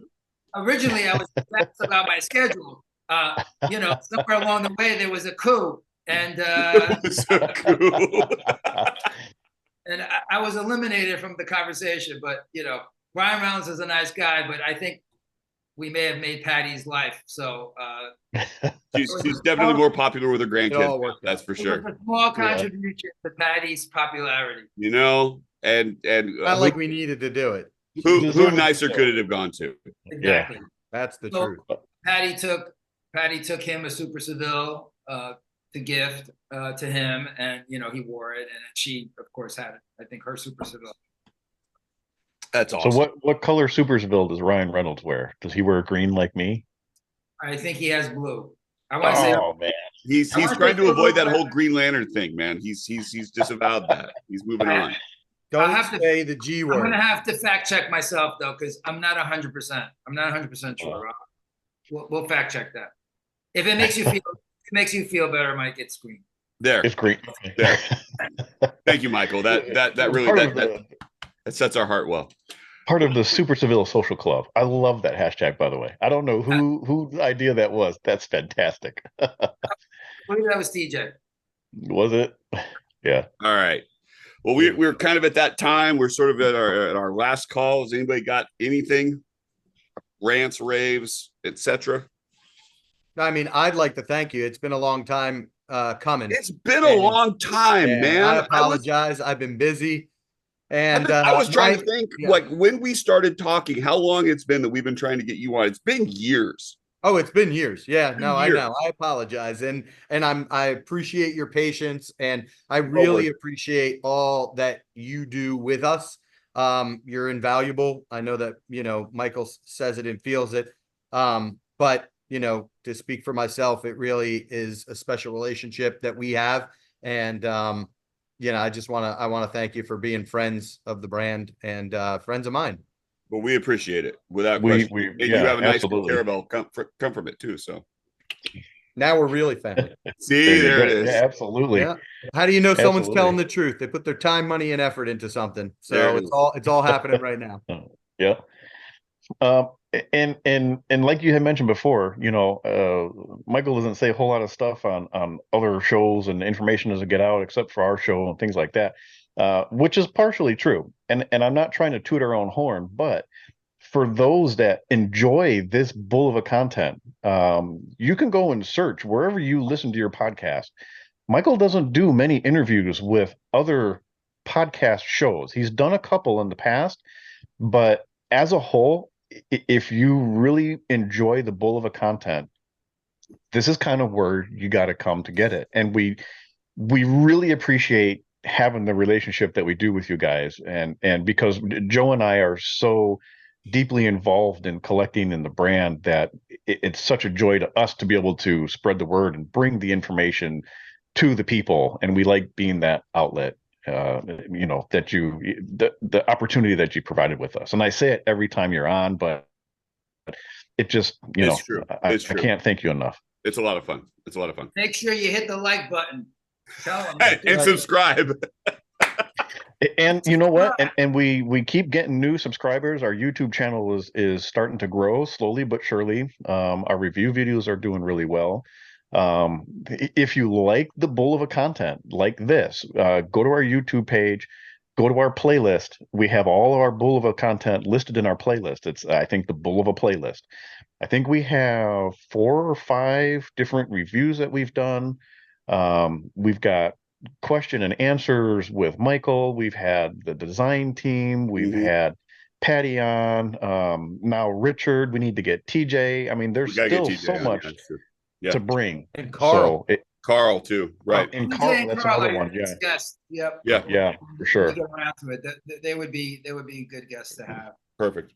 And I want to say, I also want to say again, thanks. I always do say that, but I appreciate the passion on your side, and this is, I know, a passion play for the two of you, but very much appreciate you and the energy that you put into, helping us spread the gospel, so to speak. And everyone who does eventually end up listening and watching on YouTube, we appreciate you all very much as well, because you're the lifeblood of the brand. So it's we work on this every day and get paid. But you guys, everyone, the collective, you guys and ladies also, are really fueling us. So thank you for that. It's fun. It's fun. Yeah. I have a last call. Do you? I forgot. I have a new Bulova. I got a new Bulova. Remember the Spinnaker, Joe? Oh my God, I love Spinnakers. Do you? I just traded one. I love them. Oh, that's right. Oh my God, you did. That's right. What color? The Spinnaker is a watch that I just don't understand. I just don't get it for some reason. It does not. I love 70s funk, and that's what the Spinnaker is. For whatever reason, that watch does not do it for me. Sorry, Richard. Well, but let me give you a caveat to that. White leather, baby. The Spinnaker doesn't work without the strap. Right. And it needs that bicolor strap. As soon as you get rid of the strap, it doesn't work quite as well. Well, the best is the box has the same thing. So when you have the full collection and the box, and it's all got the stripe and the coloration, the watch is just in your face. And I like that. And maybe if you have all that. So I had the second generation, the round case that had the extra color. What color though? You keep teasing me. Orange. Is it orange? Green? Come, orange. sir, orange. It What? was the orange. I did not Sure. have the original strap, but I had a white leather strap It that didn't was work. very similar to what the original was, just didn't have the orange stripe on It it. didn't work. Bull of a buckle. It looked good. It It looked didn't good. work. Wow. It looked good. I saw it. It didn't work. So what do you have? Where'd you get it? So I traded it for a Super Seville. Oh, Wow. That's so- awesome. He's into the This social club is- now. Another, it just furthers my membership. That's the word I'm looking for. My membership into the Seville Social Club. This is a stainless black dial. This is the day date version. It's not the original bracelet. I had to get an aftermarket President bracelet for it. Solid end links. Not super happy with the bracelet. Find yourself the original if you can, or one that's not a solid end link. That's my advice. But it does work. And It does. It this- works, and like that one also looks good on leather. So leather is not a Yeah. bad look for that at all. Without No, exception. not at all. So this will join my new square green dial Super Seville, which is the same allegedly that Ryan Reynolds wears. And my gold quartz version. So Yep. I'm just furthering my membership into the social club. But this is fantastic. I've been wearing this nonstop since I got it. Those are Yeah. amazing. Every iteration of those are great looking. They're And really there's, good. you know what? And there's so many of these too. Like you're talking 26 iterations of the astronaut. How many are of the Oh Super Seville? man, There's It's a lot. crazy. Uh, Yeah. yeah. Joe and Mike, on your quartz watches, do you change the battery yourselves? Yes. On my Accutrons. Mhm. Do that too. Yeah, but So- I'll do battery. Well, the issue, okay, here's the issue. If it's a snapback case, if it's a screw down case, it's no problem. If it's a snapback case, I have trouble with those. It doesn't always work for me. And so that's, sometimes if it's a snapback, I may go have that done just because I don't want to screw up the bezel side trying to clamp For the- $15.99, Joe, you can Amazon a case back Opener. opener and I press. can get And if it you file open. it down, you can get it like a razor. It goes right in there. I can open Yeah. it. Opening is not the problem. It's closing it that's my issue. Oh, without damaging it. That Right. does happen. That's the Yeah, closing. I have the problem. with closing. If you get a press, you can do crystals too. Well, So- the guy that I took it to once who changed the battery, pulled the strap off, put it crystal down on the carpet, and then stepped on it. What in the world? What is wrong Well- with people? because like it disperses pressure correctly, and I will never do that. So No, you should never do that. I will No never one do should that. ever I will never do that. Like I'll take it to somebody. No Who one should doesn't ever step do on that. it? A spring bar top tip. Don't step Yes. on your crystals. Don't step on your No. watches. We'll show you guys Gotta something. come on here. Spring Bar. You gotta come here to hear this. You gotta come Yes. to the spring bar. All right, Spring Bar, we're going to show a watch. If you're a Bulova fan out there, that is rare as hen's teeth. This Okay. is the new acquisition. Oh, what is that? Anyone know what this watch is? Is that the Hold the pin dial back? again. That is the push pin automatic from 19. Oh, Look at you. So it's one of son of a 4 bitch. on the planet. No, really? Pretty cool. How do you right? know that, Richard? How do you know it's one So it's again with a lot of Because the he's stuff with us, Richard. it's what we no, it's because that's what we currently know. And I think I did an interview for somebody and I said, this is like we found a table clock that was one of the first, we knew that was our first clocks we made. And I actually have one that I know now was from like the turn of the century. So it was late 1800s, early 1900s based on eboshes and different things. But it's one of one, but we don't know that. Like we don't know Right. what the heck is out there. And I think a lot of people have stuff they don't know what it is. So we want to make sure that people really know that it's out there, which is a reason I put it up there so you can see Those it, you can pin look at backs. it. It is such so Yeah. it's a spring on the case back that as you wear it, it's an early automatic and it pushes and that helps wind. It's Oh amazing. man. Yeah. Those are amazing. Yeah. So great watch, but they're out there. So if you know of number 4, 5, 6, let us know. We want to hear about it. Hmm. But these So are the- just these, they made them to it. You want to hear the funniest part? So Do the it. rumor is because they weren't as accurate as they wanted them to be, they didn't have them out for sale for more than a half of a season. And really? do you know what the watch time's at? What? Plus Less 5? less than 20 seconds a day, which is currently what people sell. Right. But Yeah. because it wasn't as accurate, our watches back then were so unbelievably accurate that was just too gross of a number. Is that crazy? That's awesome. Jeez. Yeah. That's such a That's good cool. dial too. I don't think Oh I've my only God. seen like the black dial before. I haven't seen the white Yeah. dial. That's lovely, man. Yeah, it's Wow. sexy. Okay, I'm gonna send you the case back of this VX. You need to send me pictures of that. Oh, I will. I'm going to take this whole thing's getting completely taken apart. Perfect. I have to make some parts for it because there's pieces that aren't 100%. But yeah, this will get So redone.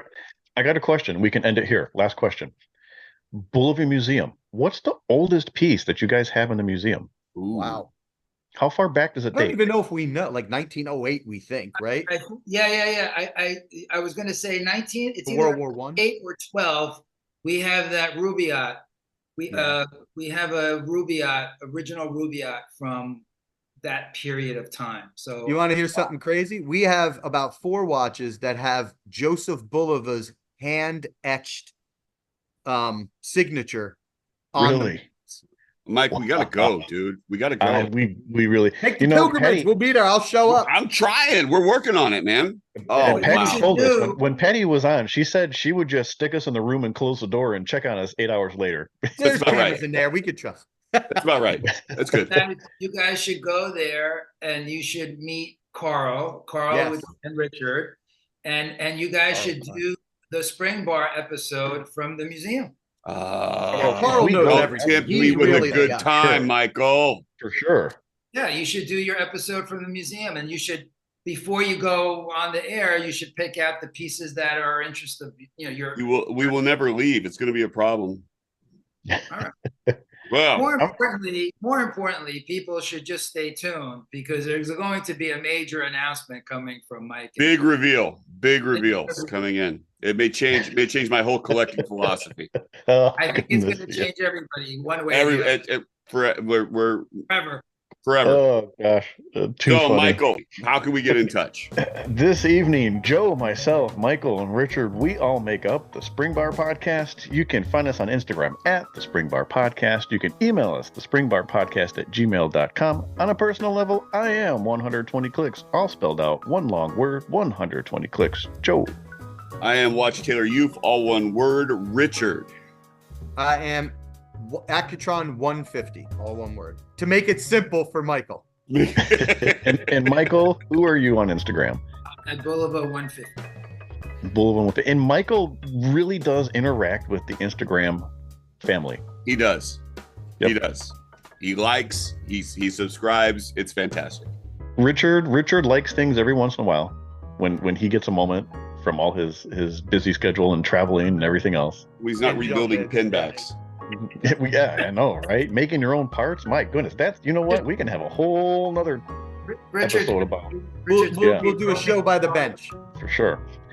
Oh, gentlemen, it has been a blast. Michael, it's been a little bit since you've been on. We're glad to have you back. Look forward to having you next time. Richard, you are always welcome. Always. Thank you. Just drop Anytime. in. We'll let you know when we're recording. You can pop in whenever you want. Love it. Yeah, Well, absolutely. I'll be in California. I'll be on the left coast sometime soon. So we Let can do me that. know. And then Miami is coming. So yeah. I'm in. Let me know. Well, We'll very come to good. you. Well, gentlemen, I don't know about you. My glass is empty. So until next time, when we have more Boulevard content, teasers, and awesome stuff to bring you, cheers. Cheers. Cheers.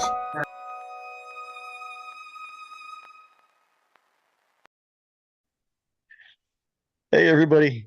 We just, I'm dropping shit it's a Spring Bar after hours. after This hours. This is, yeah, a little bit of a behind the scenes look. Real quick, thank you for sticking with us, watching the Boulevard episode. Again, I mentioned it before. If you like the Boulevard content, go to our YouTube page. We have the playlists. There is a Boulevard playlist that has all the Boulevard content we've ever done. All Boulevard, all the time. But for the real reason why you guys are here, we have some fantastic new watch alerts that we Okay, didn't want to there's bring up there's with there's Michael and backstory. There's Richard. backstory between Mike and I. We have a mutual friend, watches with Oliver. He does his own Mhm. review stuff. He is a Carabelle collector par excellence. He is also probably, I think we could say, he is the world's foremost leading expert on transistorized movements. I'll He's the go only with person that, I yeah. know that can service them. Yeah, And by I'll go service, with I that. mean swap.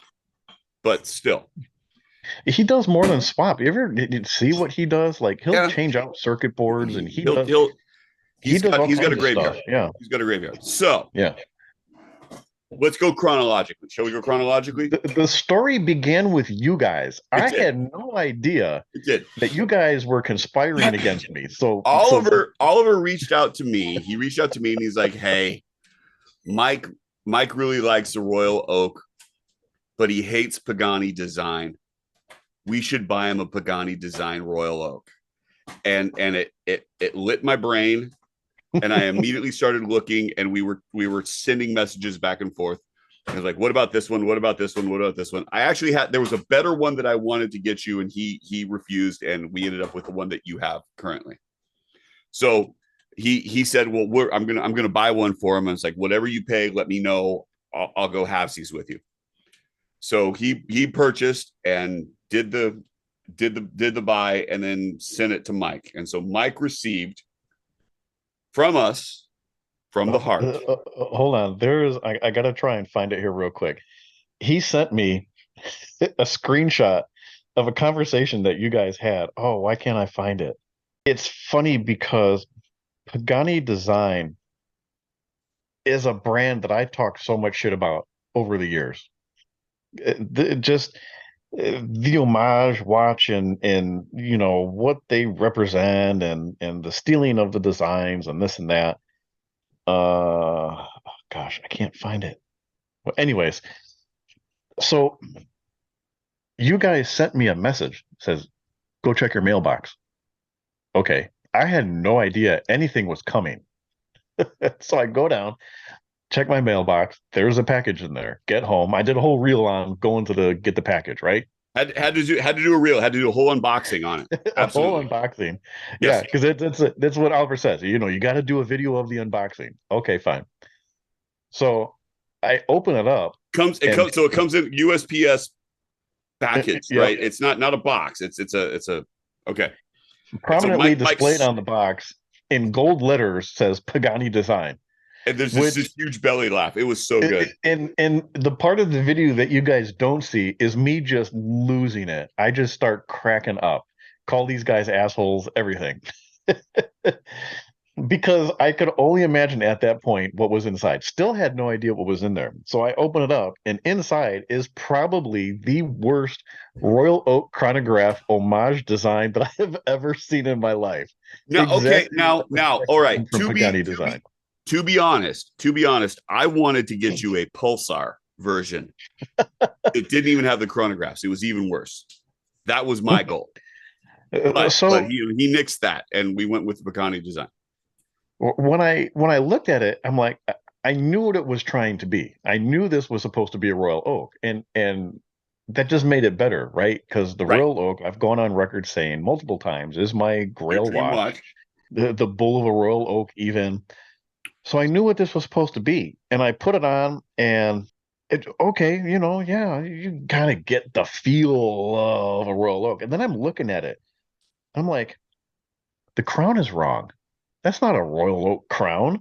I'm like, the bracelet is wrong. That's not even a Royal Oak bracelet. So it's trying so hard to be something that it really is falling so short of becoming. And it's just because of that, and because it came from you guys, it's just absolutely fantastic. This is it's a Seiko VK63. Yeah, that Mecha Quartz movement. Mecha Quartz. Which this is my first time interacting with a Mecha Quartz movement. The movement itself is actually kind of cool. I wish it didn't have the lazy 24-hour subdial. But it's not your 24-hour subdial, man. You are so. I'm not for them. I really not. I can tell. I know. There's a better use of a subdial than putting a 24-hour hand on there.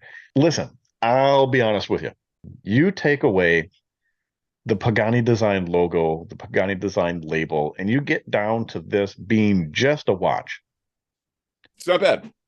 It's not Not bad. terrible. It's not bad. It's all stainless. It's heavy, screw down pushers, 200 meters, Mecha Quartz chronograph, Hang on to fake all of window. those. Hang on to all of that. Just keep.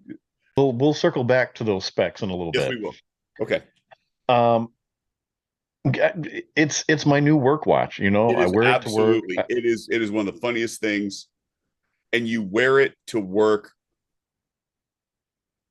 Wrestling But- gators. I love this. There is nothing about this that is bad. Everything about this is good. Revenge, as they say, is a dish best served cold It is. It or is. huge So, in Joe's case. so Oliver reaches out to me. He's like, "Hey, he's on the West Coast. He's about an hour away from me. He's like, But let's hold on. Are we going chronologically? go. Okay, go chronologically. Go. Okay. So the day after, Oliver says, "Hey, we got to do something for Joe now." He's loving this, right? He's loving buying me a bad watch. He wants to buy you a bad, like, we're on the heels of me unboxing this thing. I knew it was coming. I'm gonna say I knew it was coming.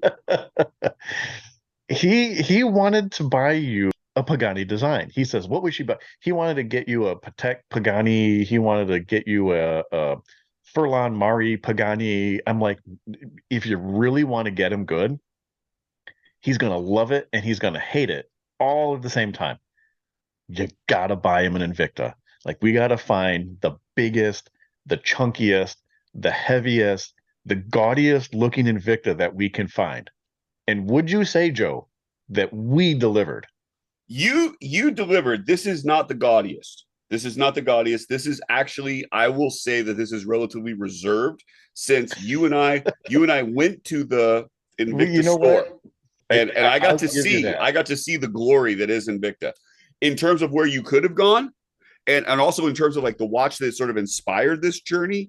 We are not close.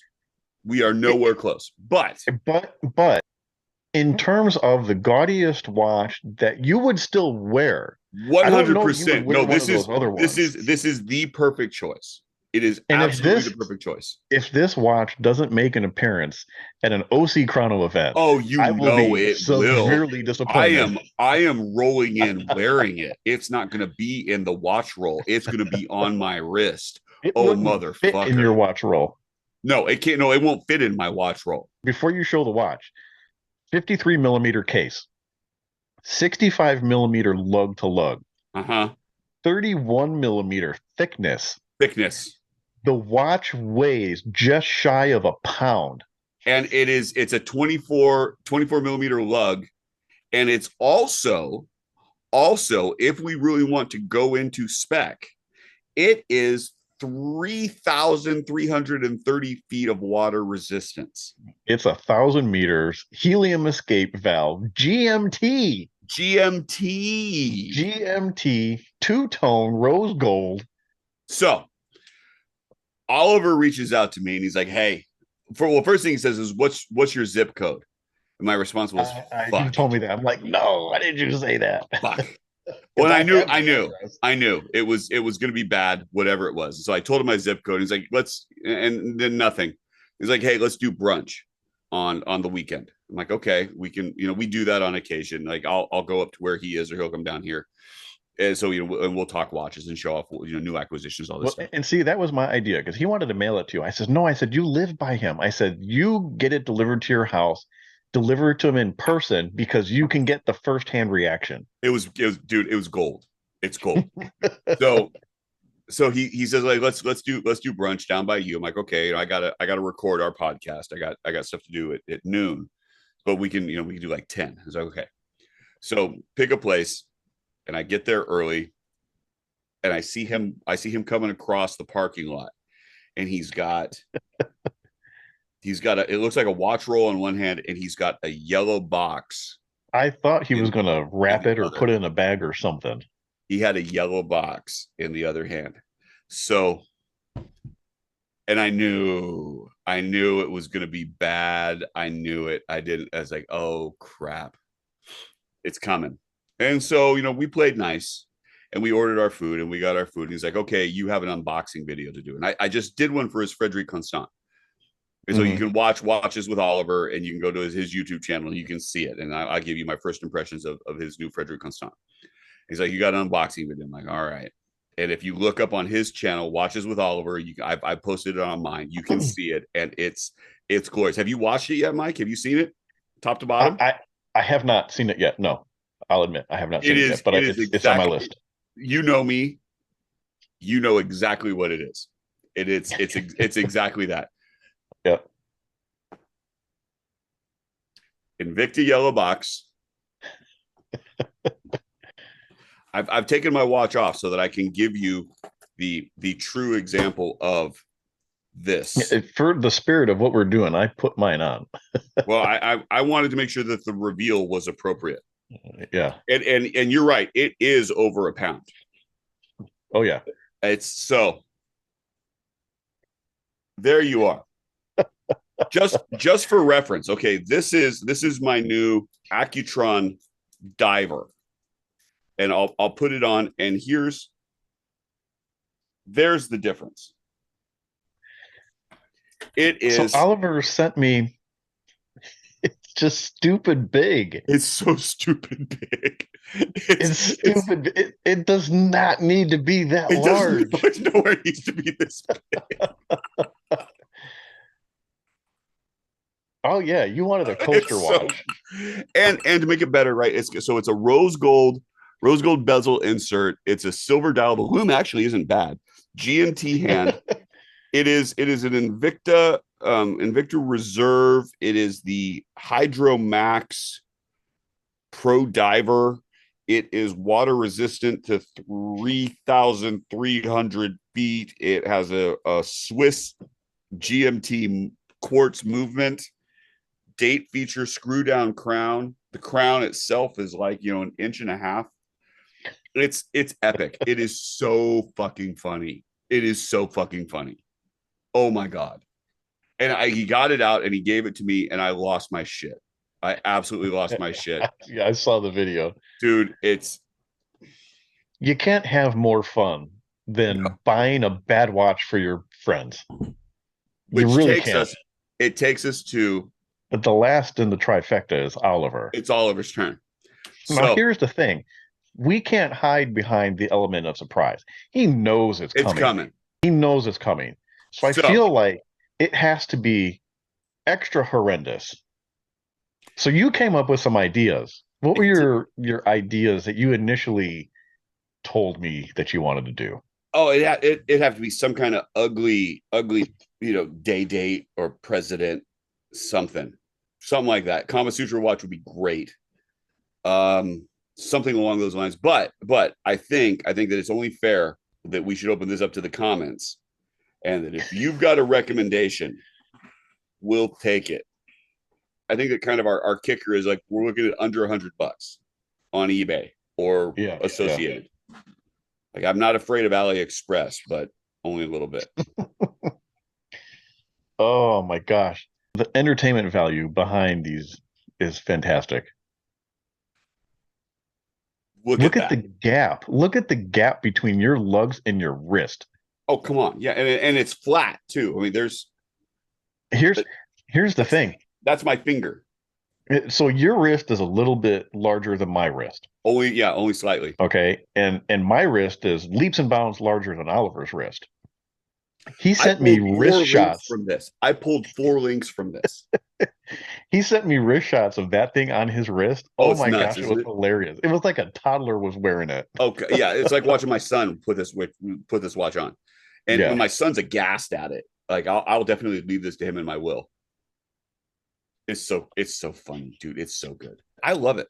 I'm wearing it to school tomorrow. I got my first day of classes tomorrow. I'm wearing this. Oh, I expect pictures. Oh God, come on.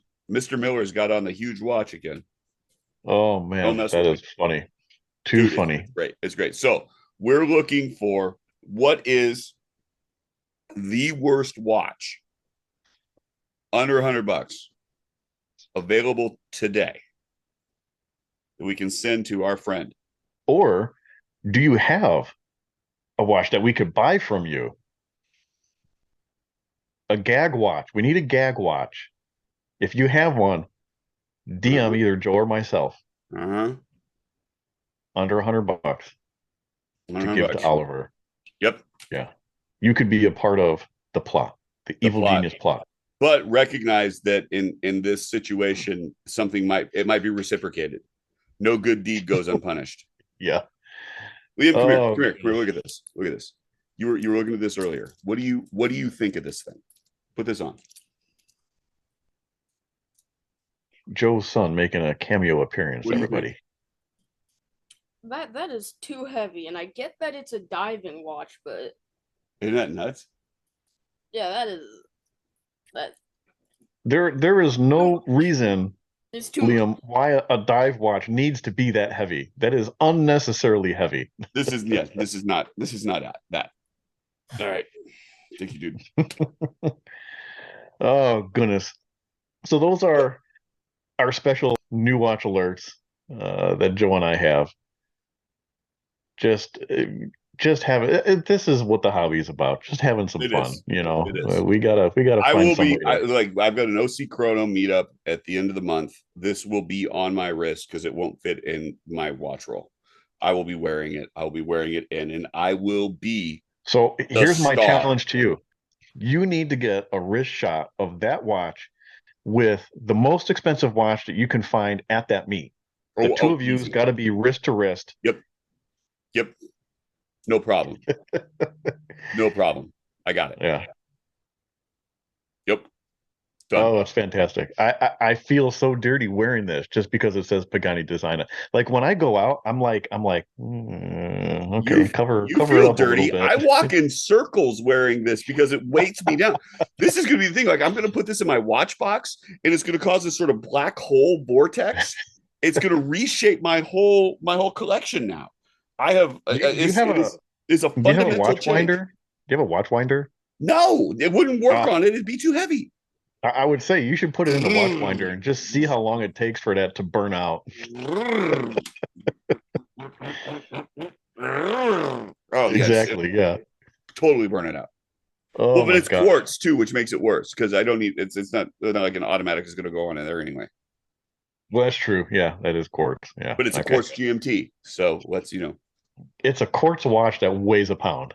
it weighs a pound. Oh goodness. Well, Joe, thank you to you and Oliver. Oh no, thank you. Oh, it's been fun. We'll revisit this when we get We get Oliver's. Oliver's watch. So, hey, if you guys made it this far, we appreciate it. We appreciate just having a little bit of fun. This is something that we just wanted to put at the end of the show, a little bit of behind the scenes spring bar kind of stuff. So, yep. Until next time, we'll see y'all later. Take care. Bye.